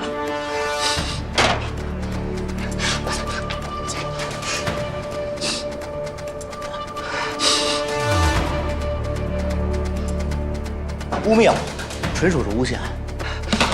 咱们简单扼要的说一下。时间定了，伟哥亲自部署了运货路线，他让我负责交货，地点呢就在小云县交货。这不是我跟警方说的话。我不可能跟警察说这样的话，大哥，别信他的。水产公司交钱，我回去立刻部署抓捕任务。不是，你得相信我，大哥，你别信他的行吗？哪弄的录音？这是伪造的，知道吗？有本事拿出证据来啊！哎，站员，你迟到了。他就溜到那儿去了，已经提前给我报备过了。今晚刘伟亲自部署了运货路线，六子和我负责交货。录音呢？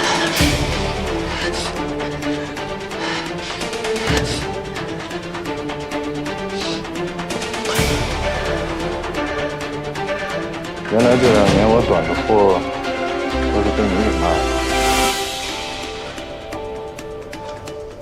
大哥，是我承认，我错了，我下回再也不敢了。但是我发誓，我只是想挣点钱，我根本就没有背叛过你，大哥。谁是你大哥？一直是你。刘总，六子之前跟我说，他说他早晚有一天会取代您的。别老子他妈今天弄死你！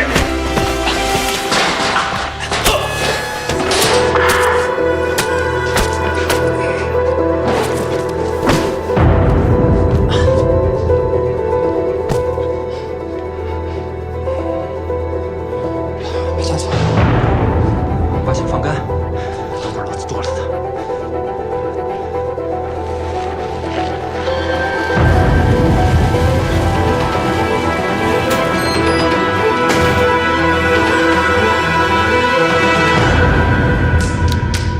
这么打脸，抓内鬼抓我自己头上来了。哎，云总，看笑话了啊！走。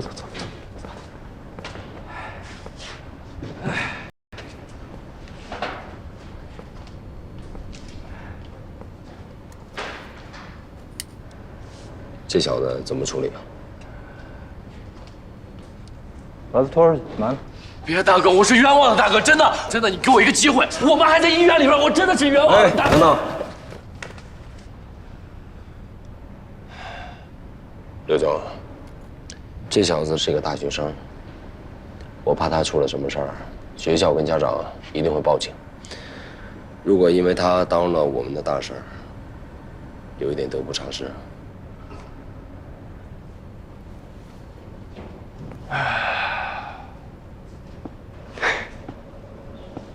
我说过什么来着？啊？你这对 K 还真就把他那溜给灭了啊！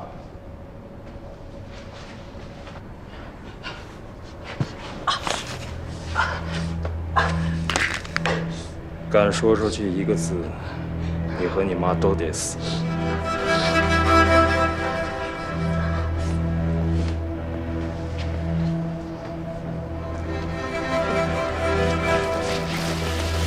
你收拾一下。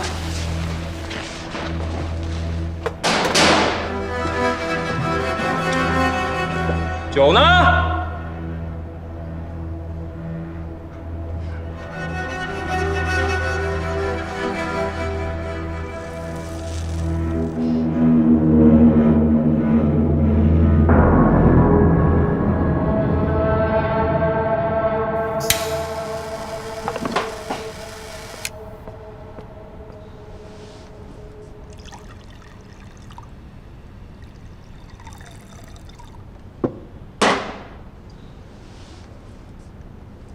哎，严总，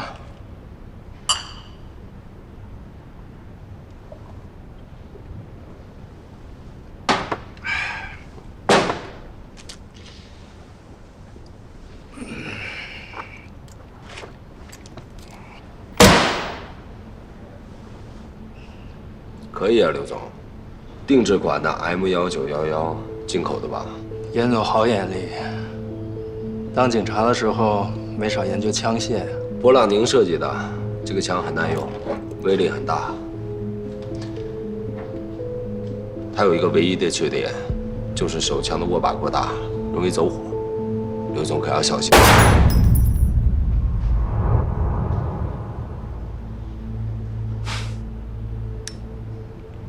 还真被你说中了。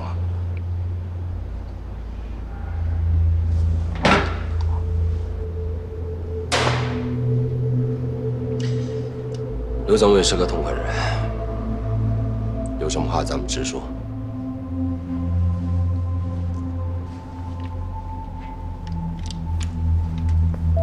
给你看点东西。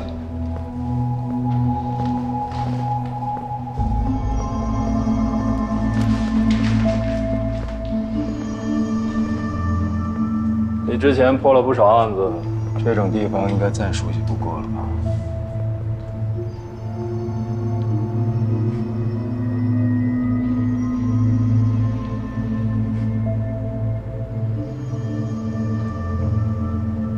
刘总，今天终于把这层窗户纸给捅破了。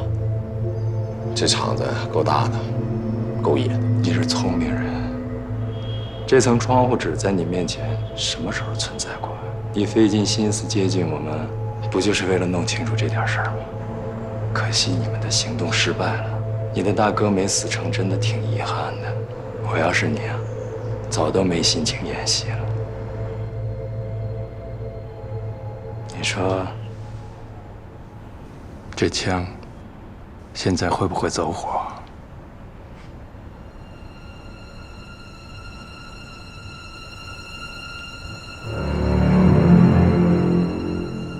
我算看明白了，什么 KK 是内鬼，这是扯淡。你今天叫我过来，就是打算把我给弄死。刘伟，我一直把你当成好兄弟，而你永远把我当成你的敌人。你弄死我可以，但你有没有想过后果？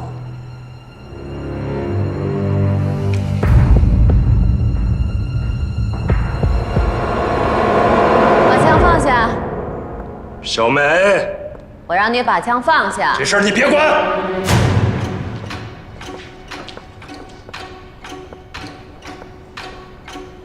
你们都出去。怎么，现在都没人听我说话了吗？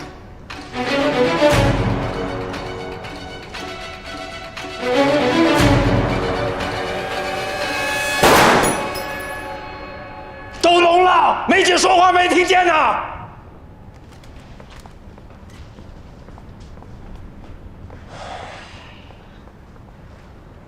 内鬼已经揪出来了，这出戏码可以收场。现在还不能确定他不是内鬼。这次交易失败，我们已经损失了很多。如果还不能及时把货送到吴峰手里的话，他一定不会放过我们。这一点，你应该比我更清楚。现在，能帮我们把货顺利送出梨园的，只有严姐了。你杀了他，是要自绝后路？你信了他，那才是自绝后路。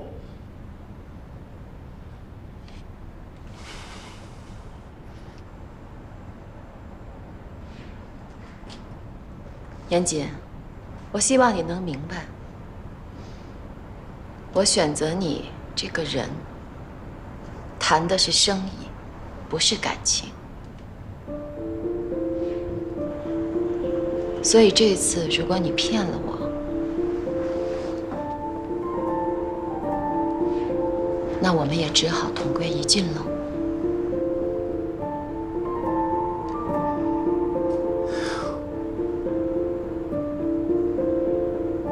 你想赌是吧？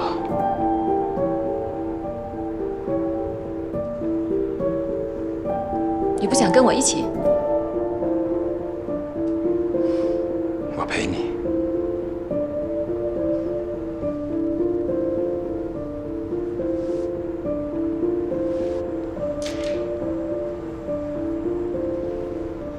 这个是咱们最新研制出来的一批货，刚好还没有人验过。严总，帮咱们验验货吧。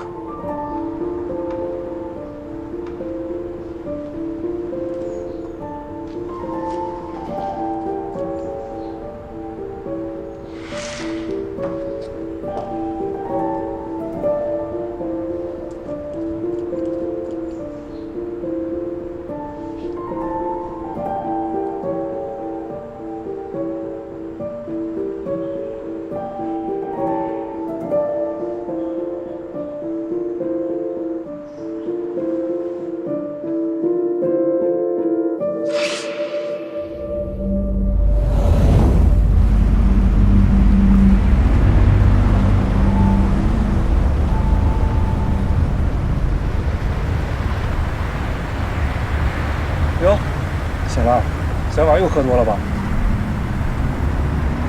喝酒不带有跟二吧？不够意思了啊！你们去哪儿？去哪儿？执行任务呀。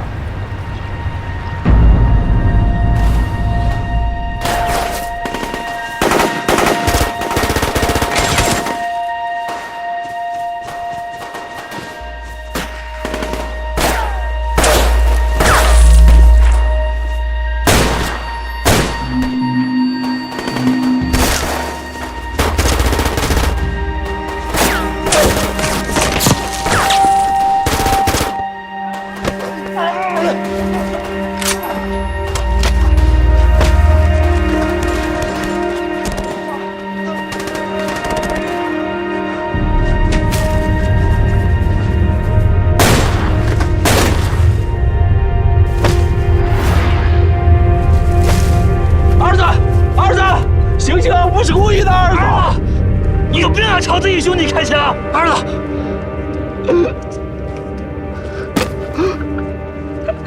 你个两个笨蛋！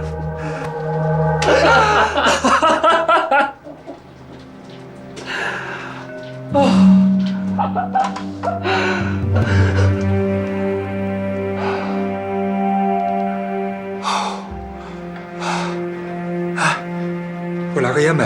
就惦记着抽烟，有烟没？没带，找找。火机呢？打火机呢？哎，在啊。丢了啊？火机呢？好好找找。放哪儿去了你？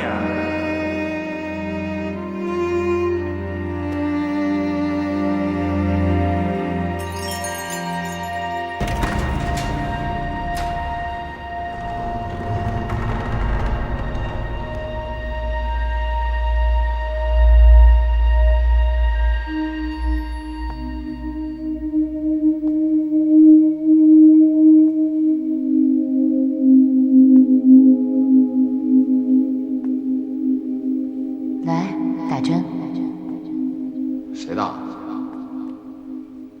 给你打。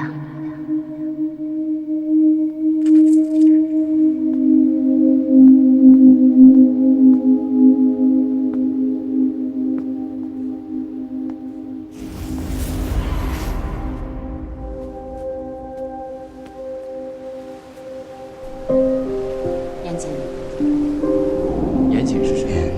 严谨，如果你骗了我，那我这枪现在会不会走火？能帮我们找他是内鬼，有可能挺过去。我什么事儿遇到就你才知道不能确定他不是内鬼。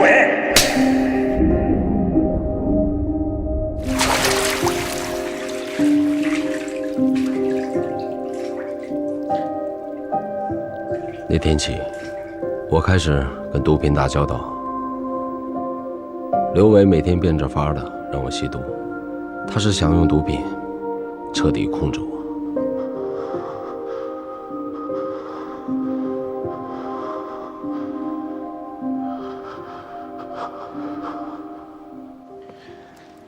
你既然都活得出来了，为什么不把制毒工厂的具体信息透露给禁毒支队啊？哎呀，我压根儿就不知道我什么时候离开的制毒工厂，我也不知道刘伟每天给我吸食的毒品里还加着什么其他的东西。我第二天醒过来的时候，产生了意识混乱，头一天发生的什么事儿我记不清了。你跟我开什么玩笑呢，严杰？你的意志力那是受过专业训练的。我怎么又跟你开玩笑了？我刚才跟你说的那些，是被关进来以后慢慢拼凑的。直到现在，我都不敢保证我全部记得。那你亲眼看到了六子的尸体被埋在制毒工厂的里边吗？没有看到。要是让我猜啊，应该是的。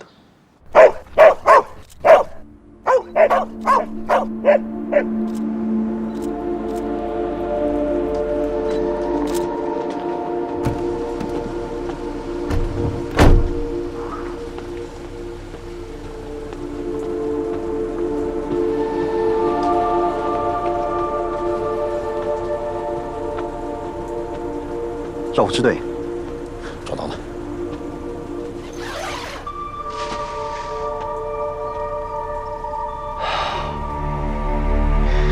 立刻送去化验，3天之内把结果给我。是。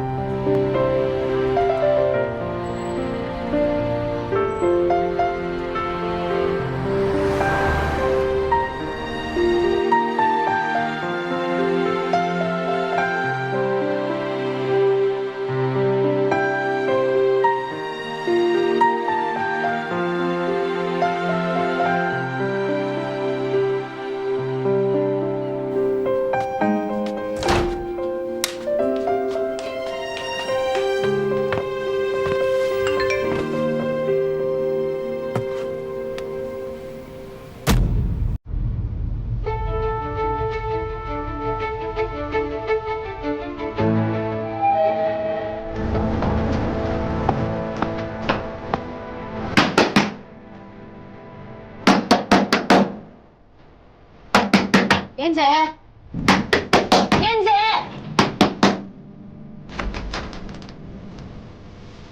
你来干嘛？你怎么了？这不会。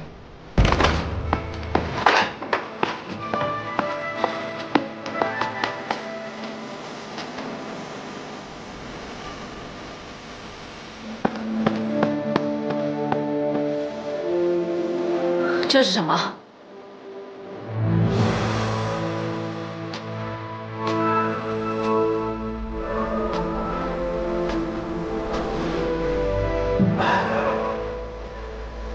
你吸毒啊？像我这样的瘾君子，在惦记我干嘛？走啊！我让你走啊！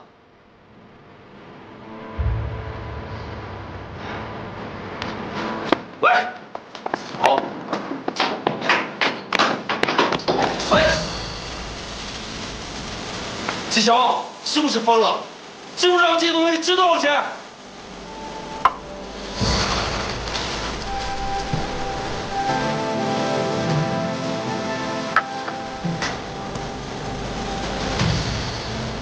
滚！滚！从今往后，你是死是活，跟我再也没有关系。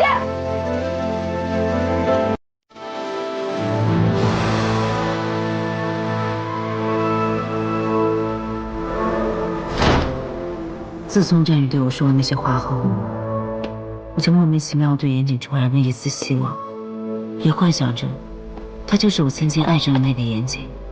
而当我亲眼看到他吸毒时，那仅存的最后一丝希望破碎了。我发誓，我要彻底忘了他。严谨吸毒？你没搞错吧？他之前可是缉毒警啊。我也希望我看到一切不是真的。那他跟小美人那帮人在一起，不会也是在搞毒品吧？这事儿不能乱讲啊。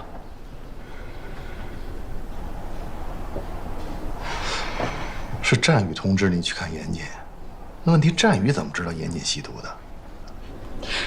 战宇该不会也吸毒吧？绝不可能。战宇在我这儿住这么长时间，我没有发现他有什么异常。至于他怎么知道的，可能严谨吸毒的事早就被别人知道了，他只是听说的。那他还让你去看严谨，这不合逻辑啊！这战宇最讨厌严谨了。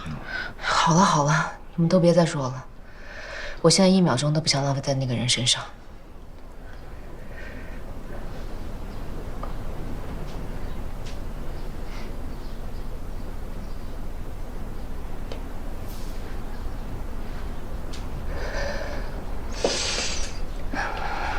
咱们说点开心的事吧。马上要过年了，你们打算怎么过？当然是跟你一起过啦。我早就想好了，咱们可以在店里搞一个跨年 party。哎，这主意不错啊！大家可以热闹热闹。再说了，这员工辛苦1年了，正好可以放松放松。对 ，party 你爱拿手，你来设计，我来布置，没问题。哎，需要我做什么你告我，采购啊什么的。到时候你就把乐乐带来就行了。乐乐肯定高兴死了。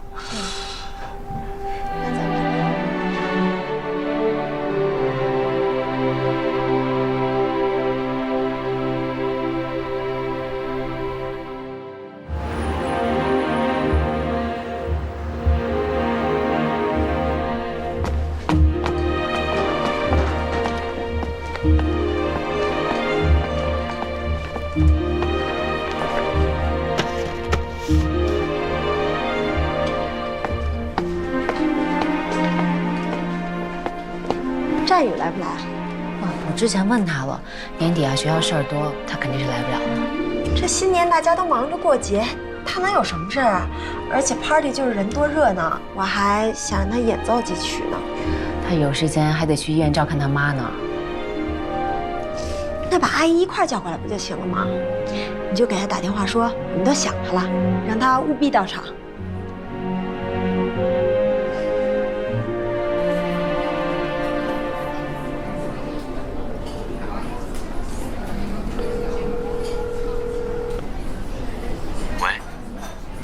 喂，小雨，学校的事儿忙完了吗？差不多了。那你还是带着阿姨一起来店里跨年吧，我们好久都没见了，大家都想你了。我也挺想你们的，姐。可是今晚我已经有安排了。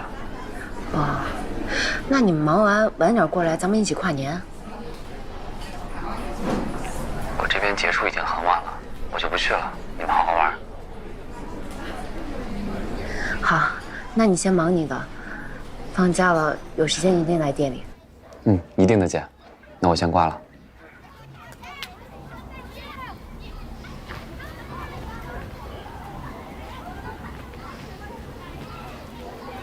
这个战宇也太过分了吧！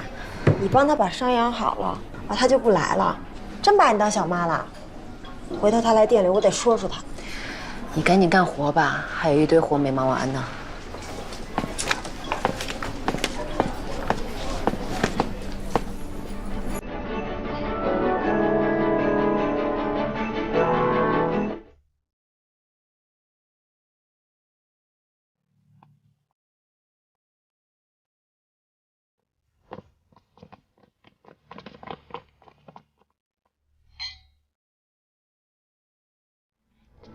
内用，谢谢。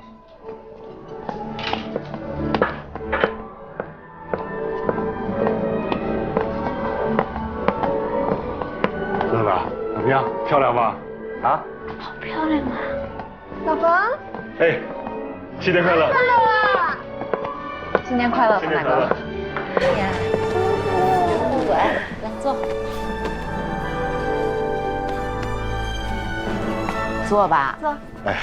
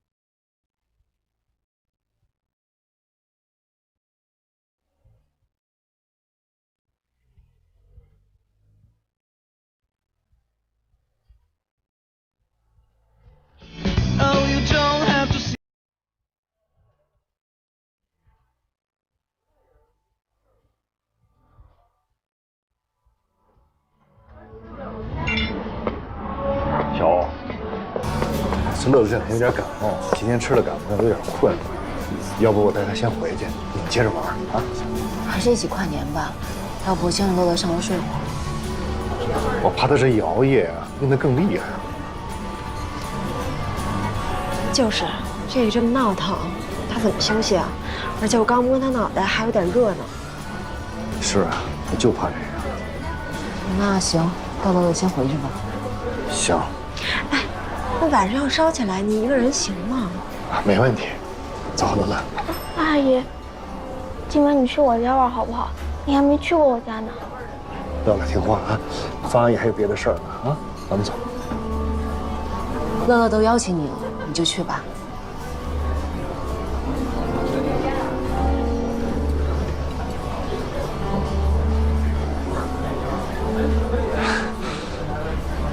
那行，那我们就一块儿回去了。没有汗了吧？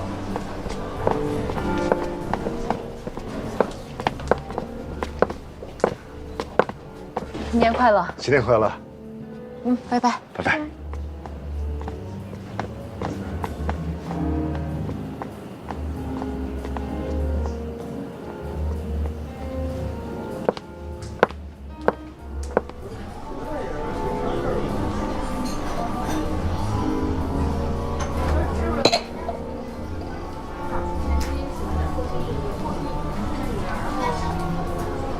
萌萌，我爱你，嫁给我好吗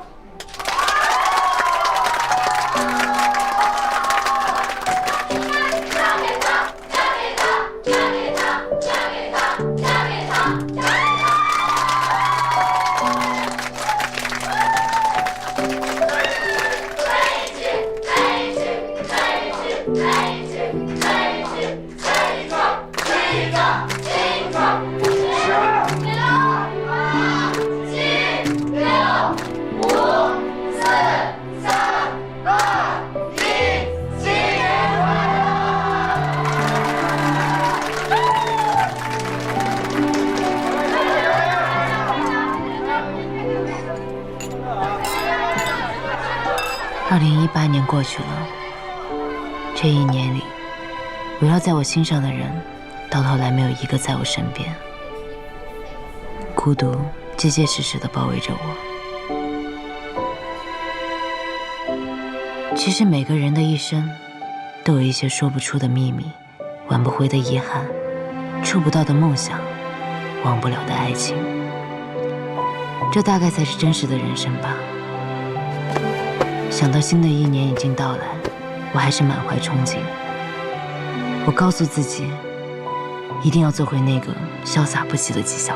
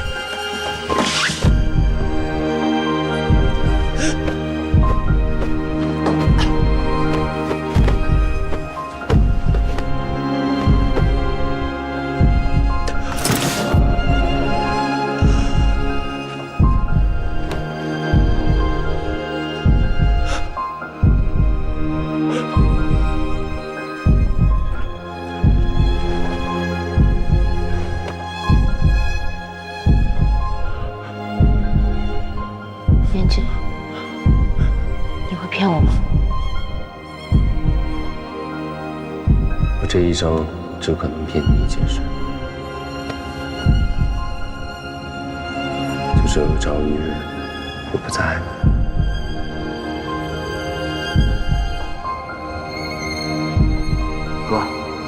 哥，你醒醒！哥，你没事吧？哥，醒醒！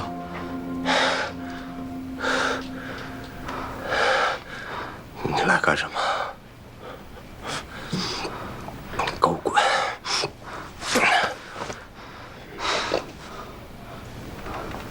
哥，你真吸毒了？是来看我笑话的吗？你还想害我害得不够惨吗？之前是我一时心急，我做错了事儿，我求求你再给我一次机会，我一定配合你。你还能怎么配合我？刘伟已经不信任你了，你知道吗？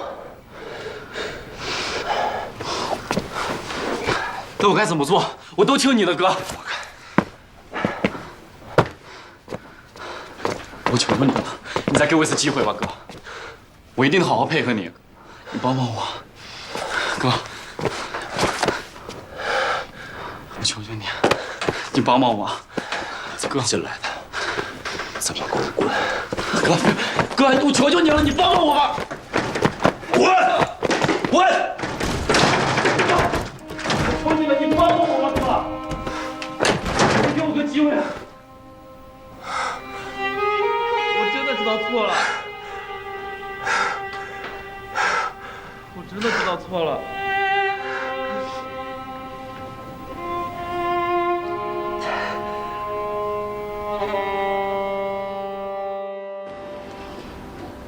这条路绝对安全，可以顺利把货带出丽园。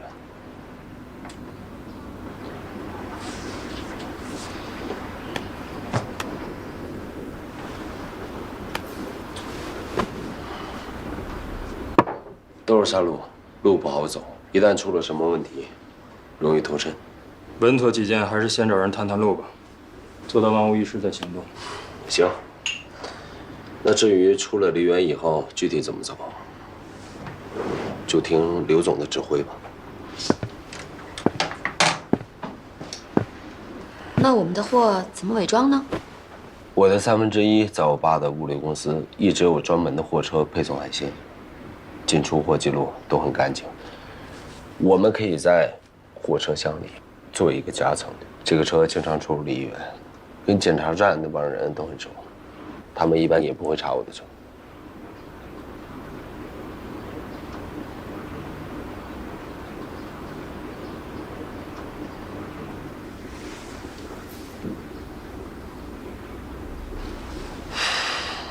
货在我的车上，出了什么事儿也有我顶着。刘总，你安心了吗？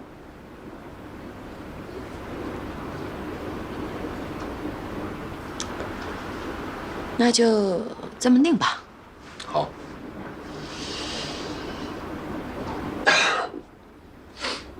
那我们定哪一天啊？吴峰让大师正算着呢，应该这2天就有结果了。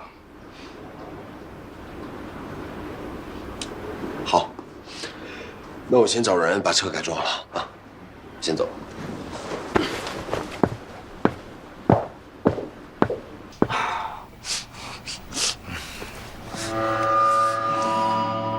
脱影袭来，我感觉有成千上万只蚂蚁在撕咬我的身体，尸骨的疼痛，牙齿裂开，骨头断掉，5脏6腑被撕扯，我从未有过那样的绝望。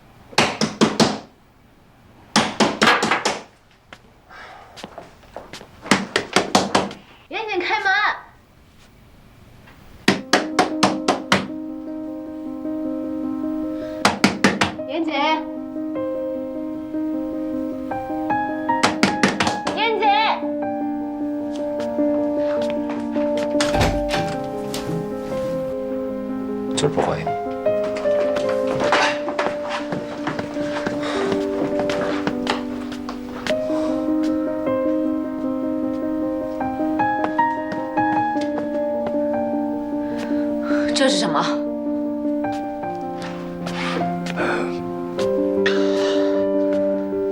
你吸毒？像我这种瘾君子，你还惦记我干嘛？季晓，你是不是疯了？你知不知道这东西值多少钱？从今往后，你是死是活，跟我再也没有关系。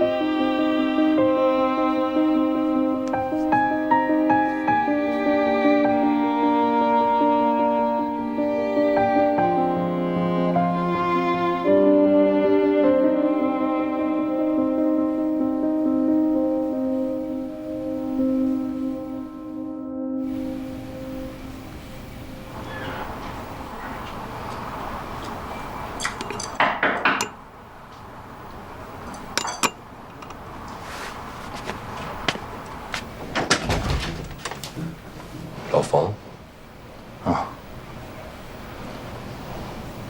进来吧，不用唤醒。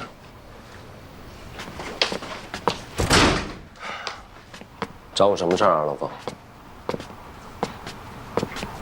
云姐，你从什么时候开始干这玩意儿的？你这么做对得起你曾经穿那身警服吗？那身衣服我早就给扔了。我不像你那么执着。妍姐，我一直觉得你是一个有数的人。你再混，你有底线。我真没想到，你堕落成这样。我也不知道自己怎么就走到这一步，可能是钱多烧的吧。我早就想好了，人固有一死，无非是早一天晚一天的事儿。你也不用管我了，你全当不知道，让我一个人自生自灭。干嘛？给我去戒毒所，走。我不去。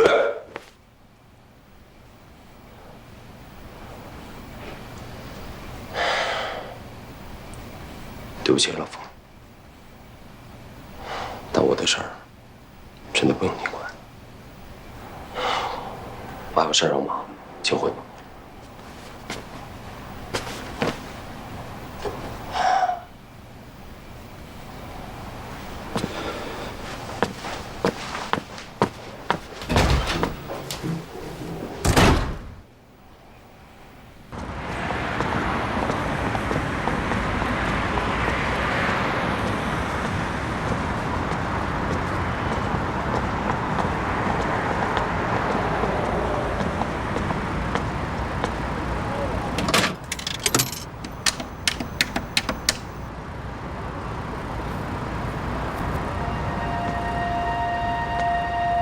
1/3餐厅的海鲜运输车携带毒品，车牌号是云 TTS 386，1月3号上午11点38分进行交易。你是谁啊？喂？喂？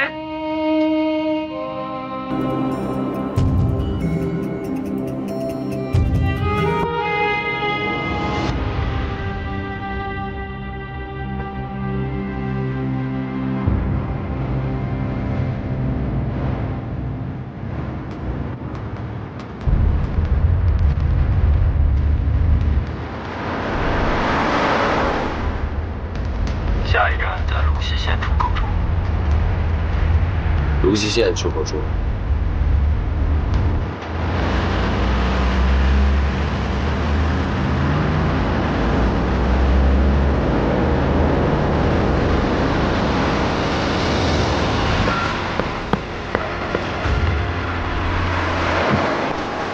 走。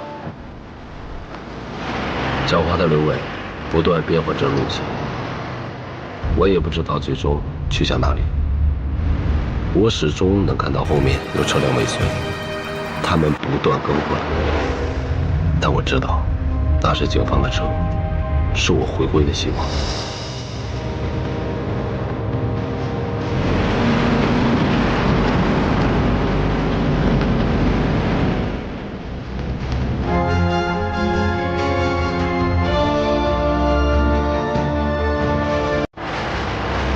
经过2个小时的颠簸，我最终顺利到达交货地点。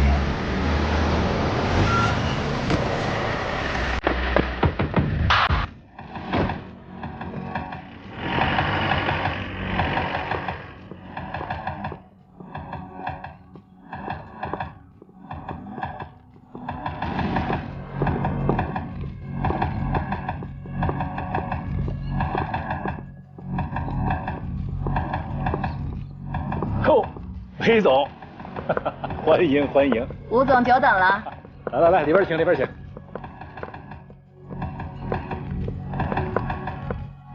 走。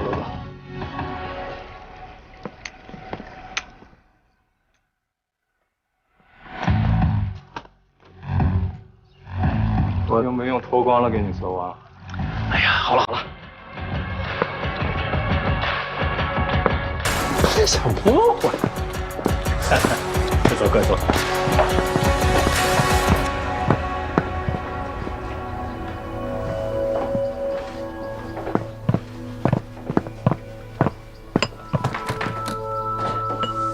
神光跃青龙，财气喜重重。裘谋百事全，横财也兴隆。哈哈哈哈。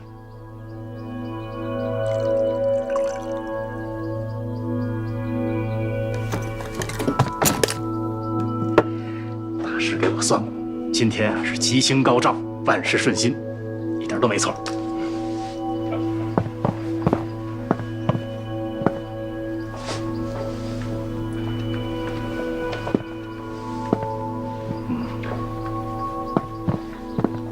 跟吴老板合作就是痛快。哎，严总，你可是我的贵人啊！哎，哪里的话，是吴老板您瞧得起我。严总太谦虚了。哎呀，这话慢慢聊啊，茶要趁热喝。哎，行。梅总，咱们以茶代酒庆祝一下，祝我们旗开得胜，马到成功。这次交易结束后，我还有其他人要介绍给你。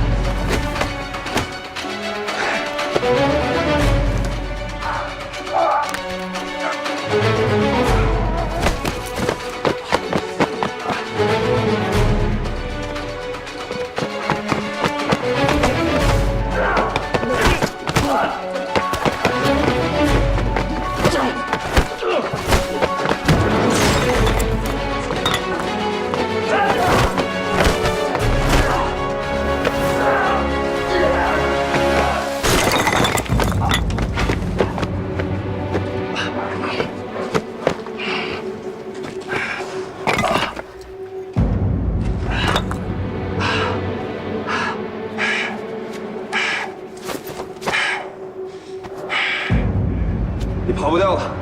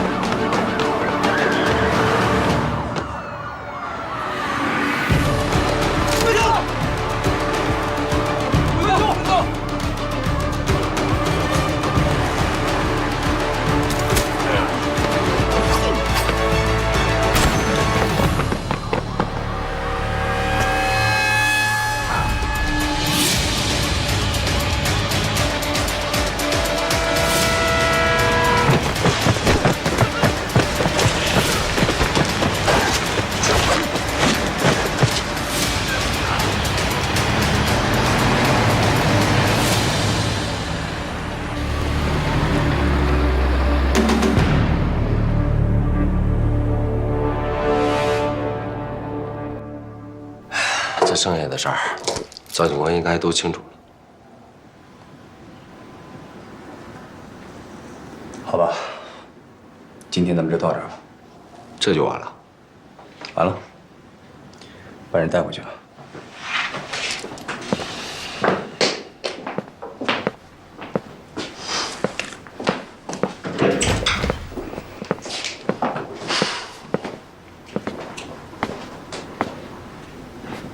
纪晓知道战宇已经死了吗？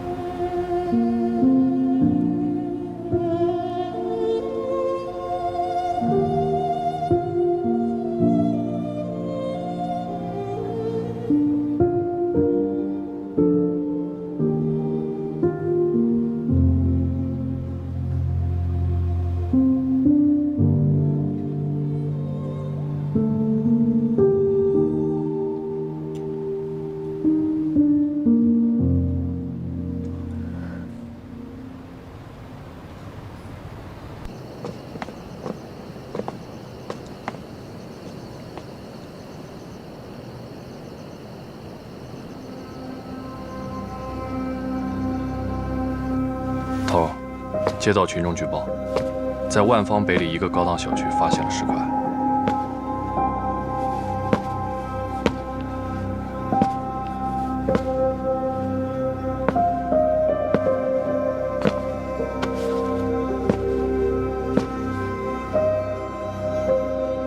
死者的 DNA 和战宇的吻合度达到了96%。据说他生前是一位非常有前途的小提琴手。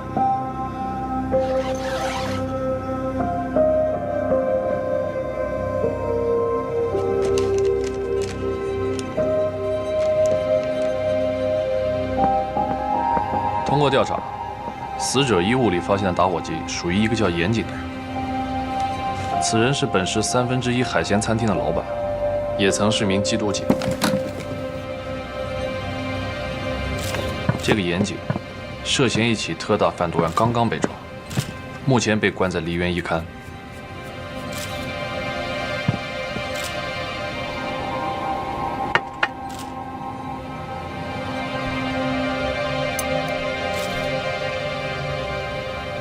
在你眼里，詹宇是个什么样的人啊？可怜之人必有可恨之处。我跟纪晓鸥都被他楚楚可怜的身世和那张天生会说谎的脸给蒙骗了。在你心里，严谨是个什么样的人？我不知道应该怎么评价他。我从始至终都没有真正的认识过严谨。没有佳宇，就不可能出现现在这个局面。你觉得严谨会杀詹宇吗？你凭什么认为战宇是被情杀的？他喜欢你，不是吗？你是不是特别恨他？我当然恨他。那天晚上我们确实试过，我每一拳都是在发泄，我真恨不得。那他们两个谁会对你有所隐瞒呢？在我没有弄清楚全部事实真相之前，我没有答案。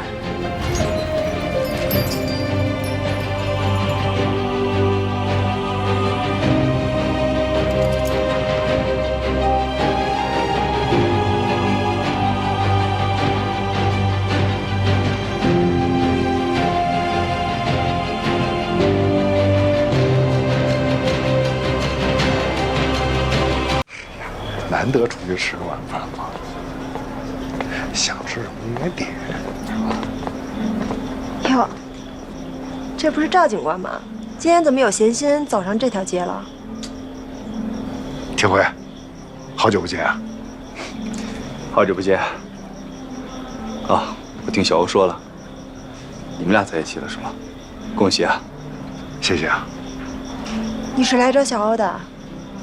你就不怕被这条街上的回忆闪瞎了眼啊？请说话注意点，我们是来查案的。战宇的案子，我们还有事呢，先走一步啊。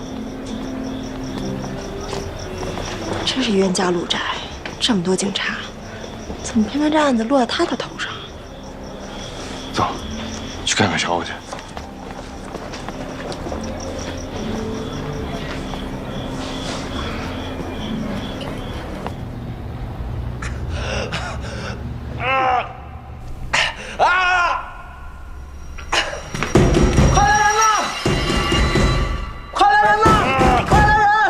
0335毒瘾犯了，快来人！快来人呐！啊！坚持一下，医生马上就来了。戒不了的。这啥时间去啊？看他的难受成这样，干啥嘛？非要吸毒。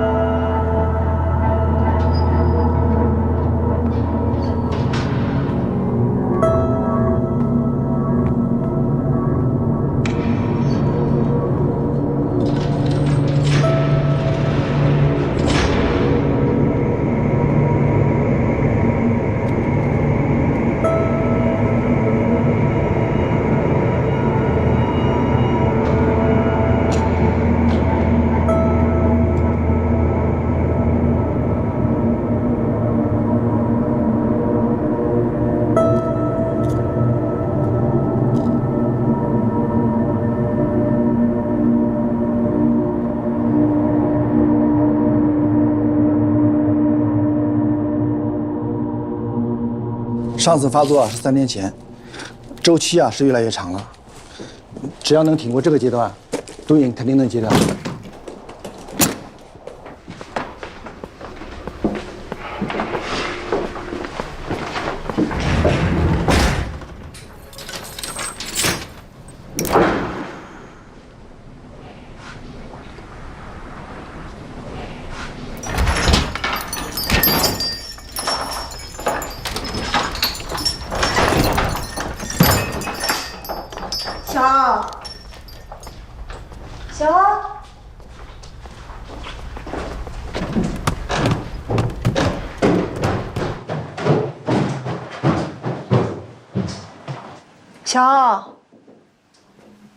小欧，这么早就睡啦？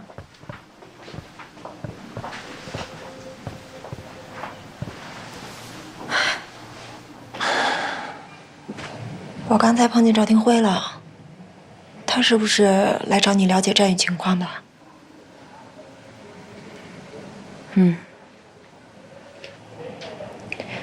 战宇的事儿，你就别太伤心了。人死不能复生，咱们活着的人还得好好活着。是啊，小欧，你别太伤心了。只要咱们积极配合警方，一定能找出凶手。对啊，你之前不是一直说赵廷辉是破案高手，在他手里就没有漏网之鱼，他肯定能查出是谁杀了战宇的。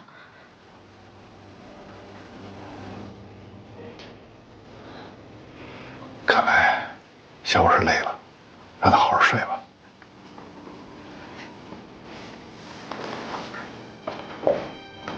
小欧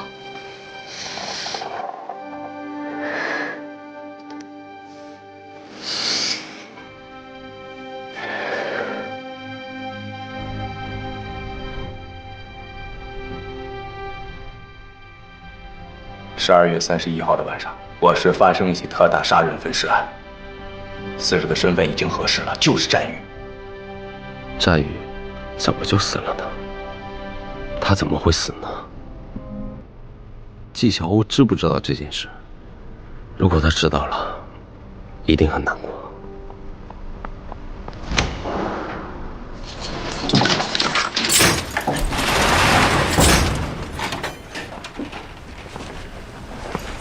起来！李国建，这孩子马上宣判了，你给我看好了啊，别惹事儿。是，王姑娘放心。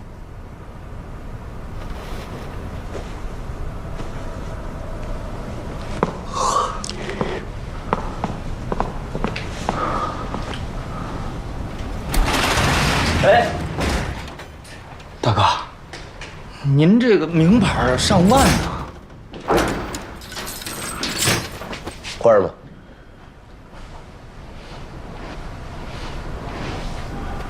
过来。今天晚上你睡这儿吧。大哥，我在这儿睡呢。那边那么大地方呢，串一串。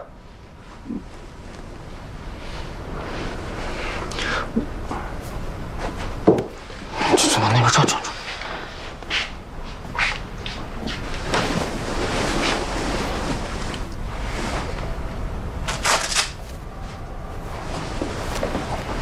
还不谢谢大哥？一来就挨着大哥睡。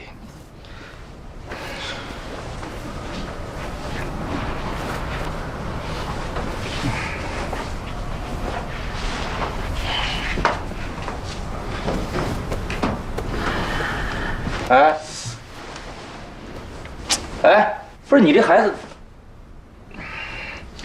真不懂事儿。叫什么？0362。名字？万林。多大了？18。犯什么事儿进来的？我杀了个骗子。你说什么？为什么？他骗了我爷爷的救命钱。那你爸呢？我没有爸妈，是我爷爷把我养大的。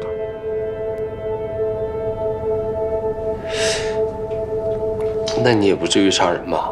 那他凭什么害我们？凭什么呀？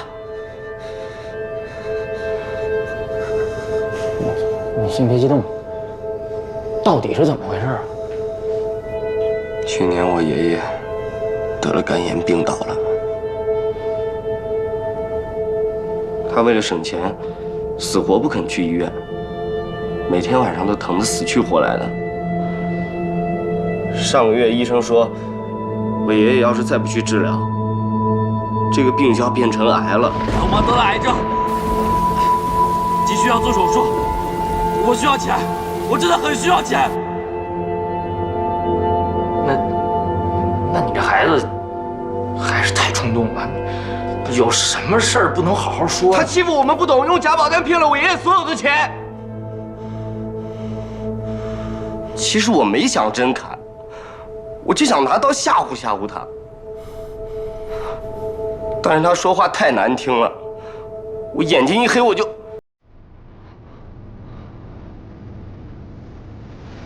我没想到后果会这么严重。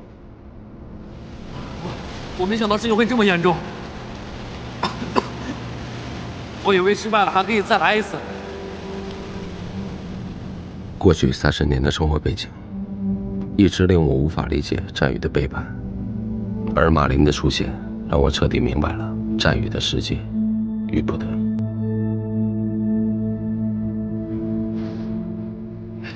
都别看了，睡觉。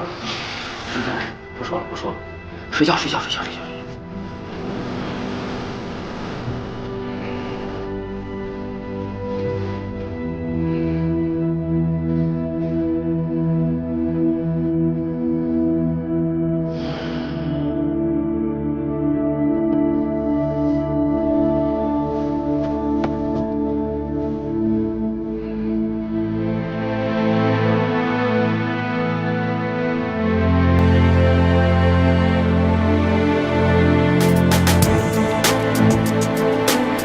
这起杀人案的死者是音乐学院大3在校生，今年刚满22岁。死者生前品学兼优，曾获得全国青年小提琴比赛金奖。死者在遇害后尸体被残忍肢解，抛掷多地。前犯作案手段残忍，案件性质恶劣，对社会造成了极其不良的影响。如此美好的青春少年，为何会在今年伊始惨遭杀害？请持续关注本台记者的后续报道。没有。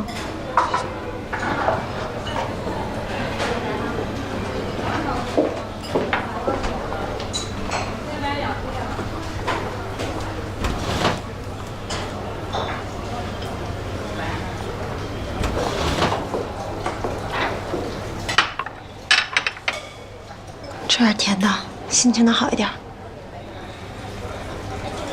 我是不是可以申请去看守所见一见严谨？你要干嘛？你想问是不是他杀了战宇？他能告诉你吗？他现在可是贩毒大案的主谋，连家人都见不上一面，更别说你了。你可是答应了我的，这事就放下了，以后严谨2个字都不能再提了。他已经是你的过去式了，凡事都要往前看，没准哪天就像我一样，转角遇见真爱了。杀人分尸，真的假的？你没看微博呀？有网友拍到抛尸现场了，好像还拍到尸块了，也不知道是不是一个人，巨恐怖！妈呀，太吓人了！两位美女，我们那边的桌子已经收拾好了，要不然我们那边坐。好的。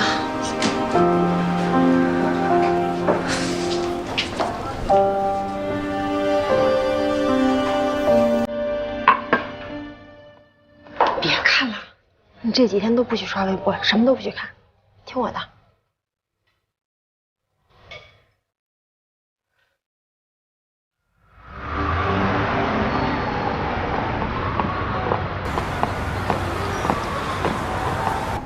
这梨园市这么多年了，没发生过如此恶劣的事儿。哼，现在可好，上微博了，全国人民都知道，乌七八糟的什么都有。咱们的官网被挤爆了，就我这手机也被打爆了，一刻没消停。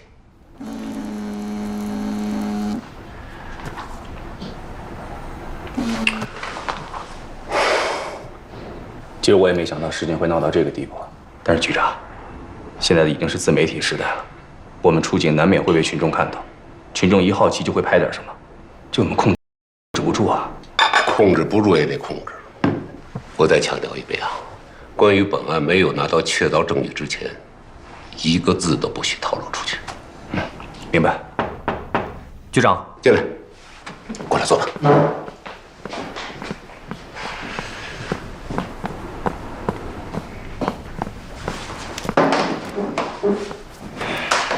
先汇报一下审讯的情况。严谨始终坚称他是程副支队长安插在小美人贩毒集团中的卧底。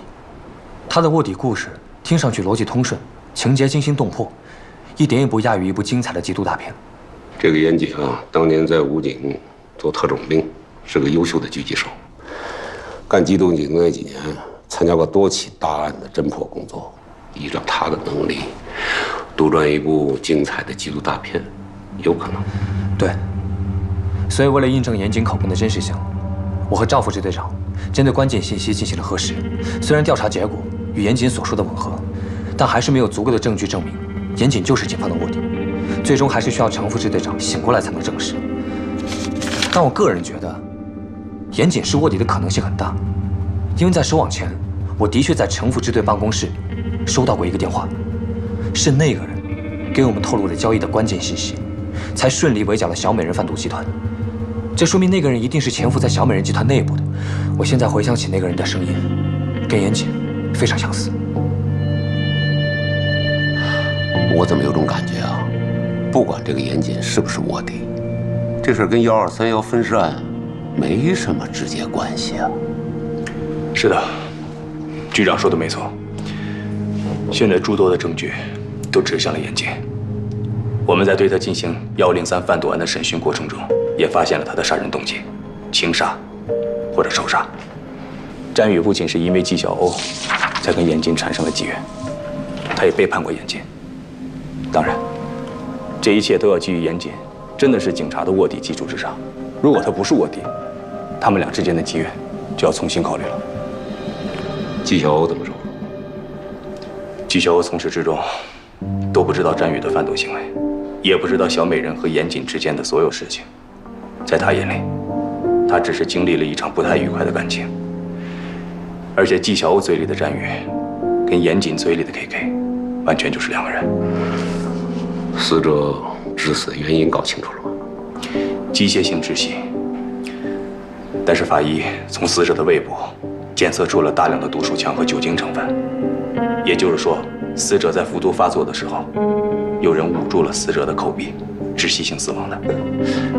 那你判断说这严谨是凶手，依据是什么？从严谨家的小区视频监控来看，严谨是詹宇生前见过的最后一个人。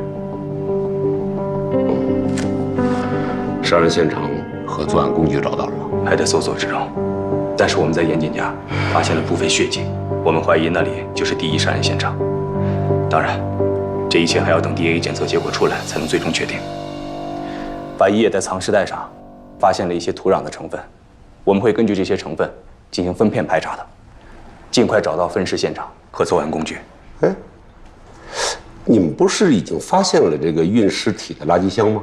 那就根据监控，应该可以判断出分尸的大概位置。啊，局长是这样的，严谨居住的小区明宏公馆，它属于新的社区，旁边道路的监控还没有完善，而且垃圾桶也是我们在周围搜查的时候无意间发现的。还有啊，毒鼠强这条重要线索还要继续调查。知道你们二位都很辛苦，没办法，我还得下刀，尽快破案。明白。是。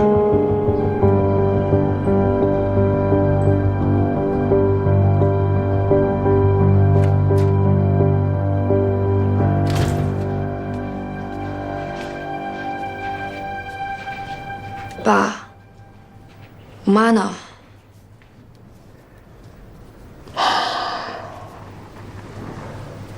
他很不舒服。您能不能给禁毒支队打个电话，问我哥的情况，看看他们是不是搞错了？我觉得没必要。你哥哥太让我失望了，他怎么能干这种事儿呢？我情愿没这个儿子。我哥不可能贩毒。可是他吸毒。反正我哥肯定是被冤枉的。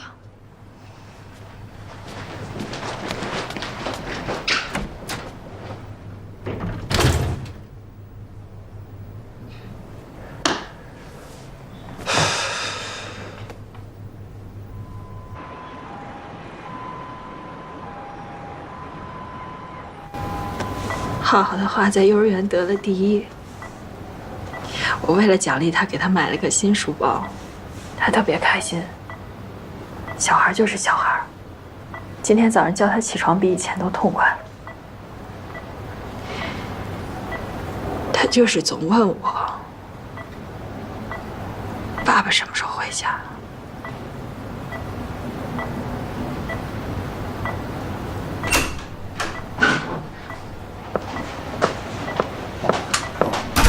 来了，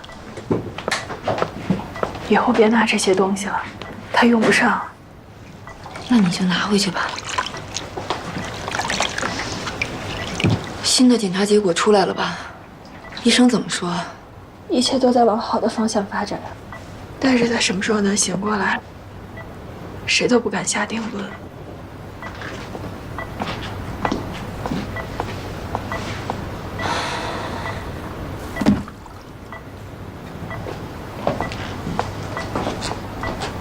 你哥他怎么样了？进去半个月了，还是一点消息也没有。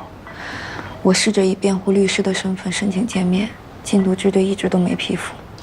严谨是怎么跟贩毒团伙扯上关系的？你觉得我哥会贩毒吗？当然不会了。二子当年的死，老程和他到现在都难以释怀，他怎么可能会去碰毒品？再说了，他图什么呀？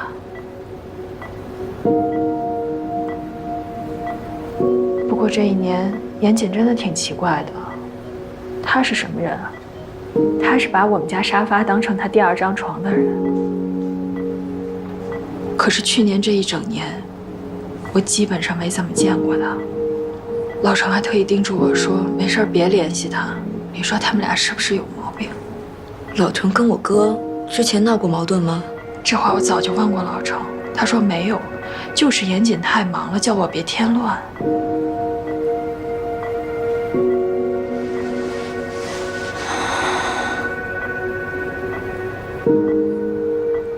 老程是什么时候介入103贩毒案的？这个我真的不清楚。他工作上的事儿不怎么跟我说，就是从去年下半年开始，他就不怎么着家了，家里跟没有他这个人似的。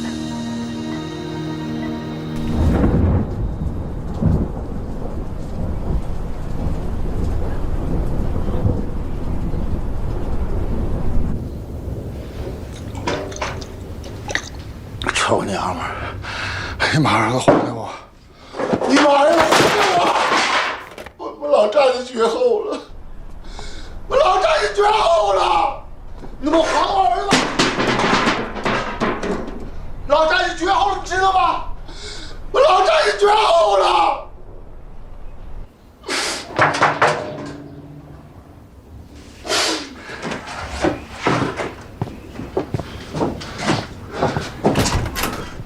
你们俩是谁啊？叔叔，我们是战宇的朋友，是来看阿姨的。进来吧，我给你们带来点水果。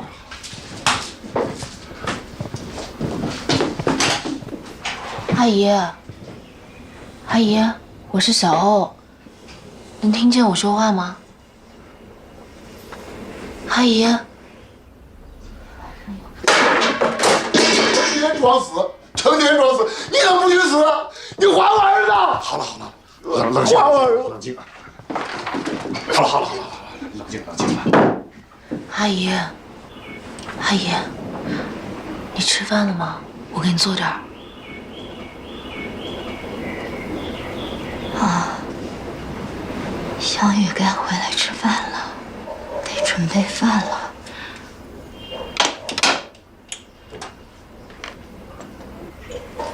他怎么还不回家呢？我想起来了，他今天晚上有排练。今天晚上有排练。你醒醒吧！他死了，他死了，他回不来了。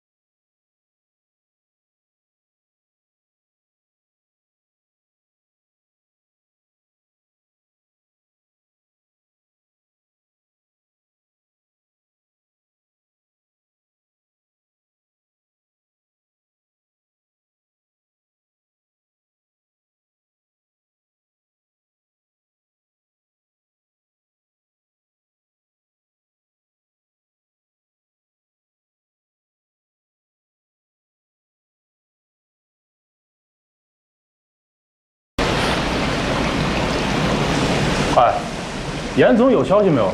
啊，经理托人打听过啊，一点消息也没有。看来严总这回真的悬了。哎，你说他好好的，干嘛做毒品生意呢？这钱赚多少算多呀？这1/3啊，用不了多久就要关门了。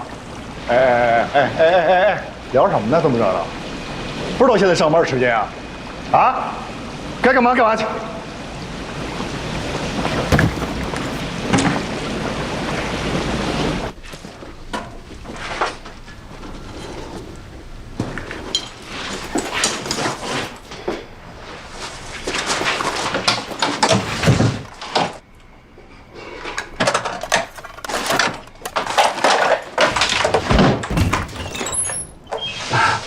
老陈啊，嘛呢？没干嘛，我码了一下货，想下班了。等等，包里什么呀？啊，没什么，2件脏衣服，拿着让我看看。脏衣服有什么好看的呢？哎，这是脏衣服，这是脏衣服，啊，真够脏的。我说这段时间库房东西怎么老对不上账呢？老陈，这不是第一次偷了吧？冯经理呀，你看，咱们半个月都没有生意了。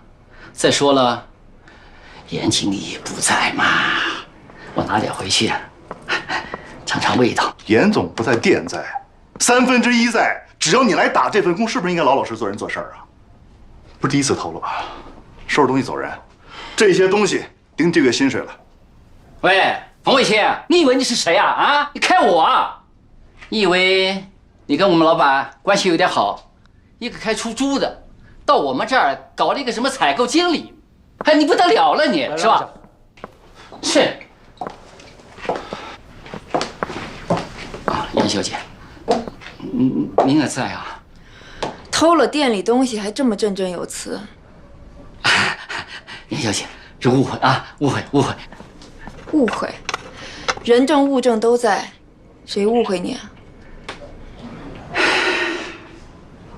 严小姐，我错了，再给我一次机会吧，我来赔偿。于经理，立刻把这人给我辞掉。没问题。你们都给我听好了，1/3没欠过你们1分工钱。要是还想在这儿好好干，就给我老老实实的，一切都听部门经理的安排，听明白了吗？明白了。干活去吧。去我办公室。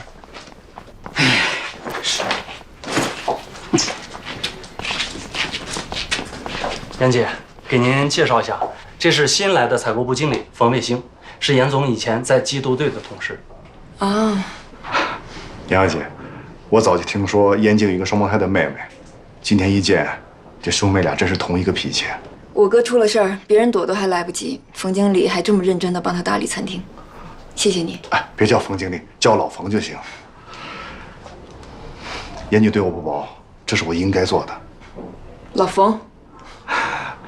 哎，对了，你哥有什么消息吗？暂时还没有，我就是过来餐厅看看，有您这么尽职尽责的人在这儿，我就放心了。您先忙。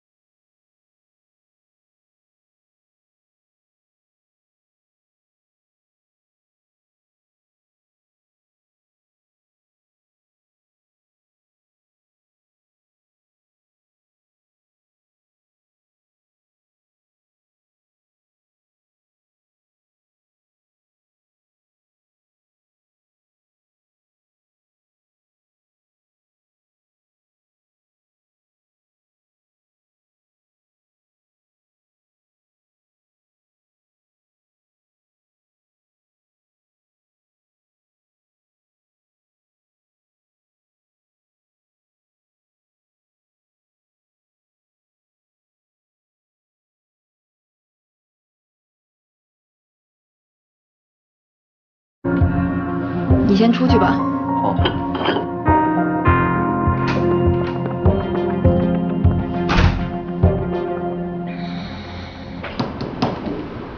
死者战宇，机械性窒息死亡，死亡24小时之后，被人直接分尸。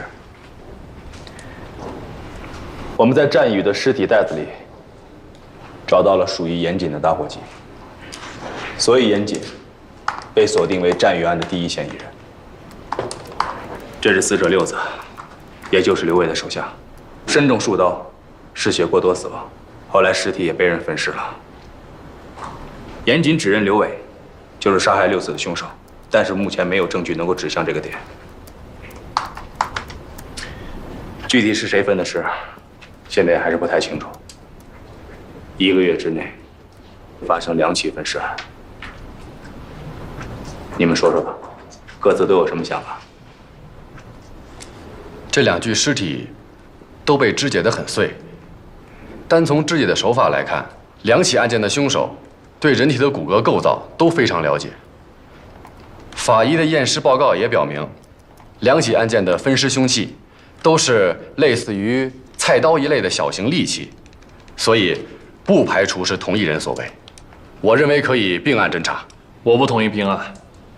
虽然分解工具和分解的方式大致相同，但抛尸的方式不同。战宇是被四散抛尸的，而六子的尸体则被全部埋在了一起。我认为这不符合同一个人犯案的特征。这2个案子有相同点，但是有许多不同的地方。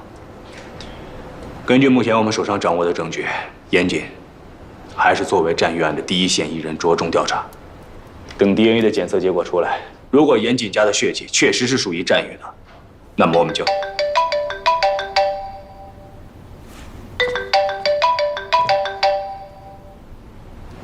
喂，周斌，是城部支队长醒了吗？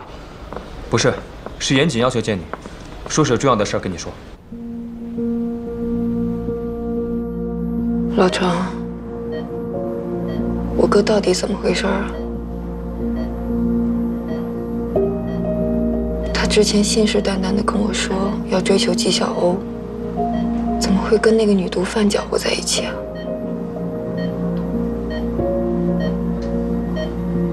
真是为了毒品。可我哥就是死也不可能主动吸毒的，除非是被要挟。但这个世上有几个人能要挟得了严谨啊？他可一向都是软硬不吃的。你说话呀，老程。你跟我哥是不是有什么事儿瞒着我？你醒醒啊，老程！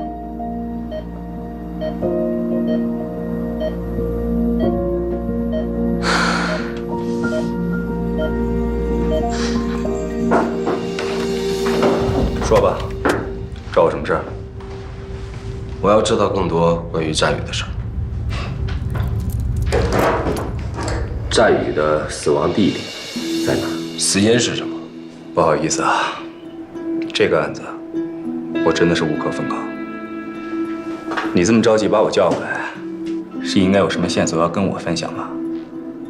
我记得上一回你审我的时候有说过，战宇案是特大杀人分尸案。那你还记不记得我以前有跟你提过，刘伟他从小就跟师傅一起杀猪的事儿。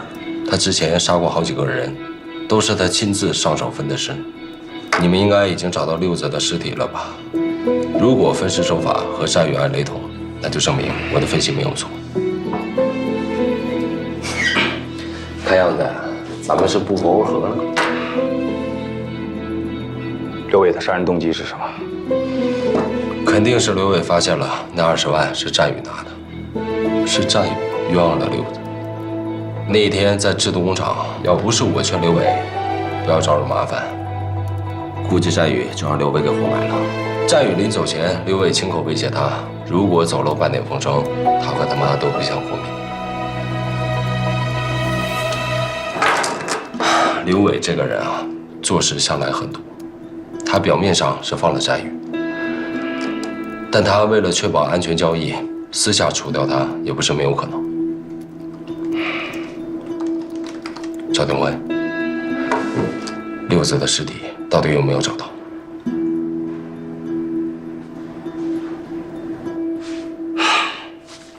走，谢谢你提供的信息。有什么需要了解的，我会再来找你的。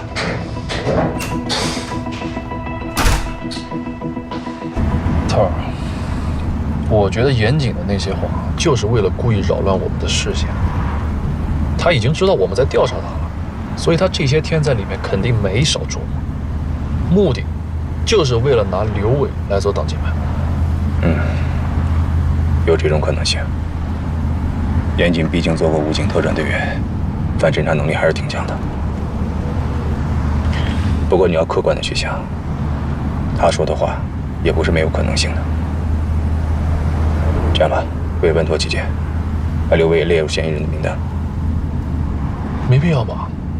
现在没有任何证据指向是刘伟杀了战宇啊。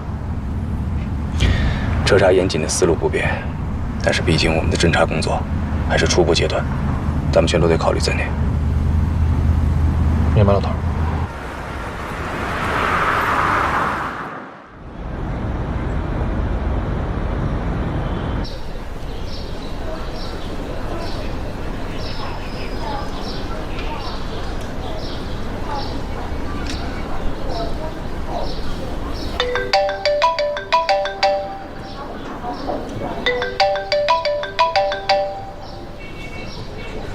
喂，你天天跑得没人影，我两人知道跟我叫两声的，你连电话都不给我打，你现在在哪儿？在店里。我跟你说啊，你爸科里啊新来了个博士生，叫小陈，今年31岁，那长得是啊一表人才。你晚点抽空跟人家见一面。妈，你不要操心我的事了，我谁都不想见。你那点小心思，别以为我不知道啊。那个大毒枭已经被抓起来了，你赶紧给我把他忘干净了。还有那个战宇，就更别惦记了。姐弟恋，你考虑都别考虑。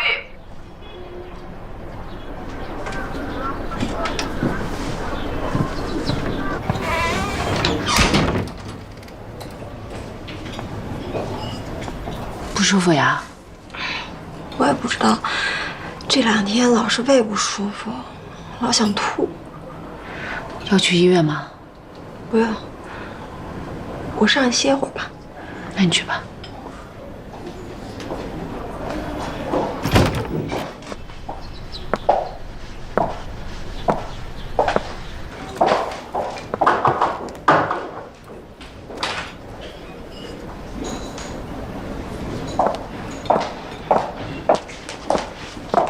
你好。你好，纪晓欧小姐是吗？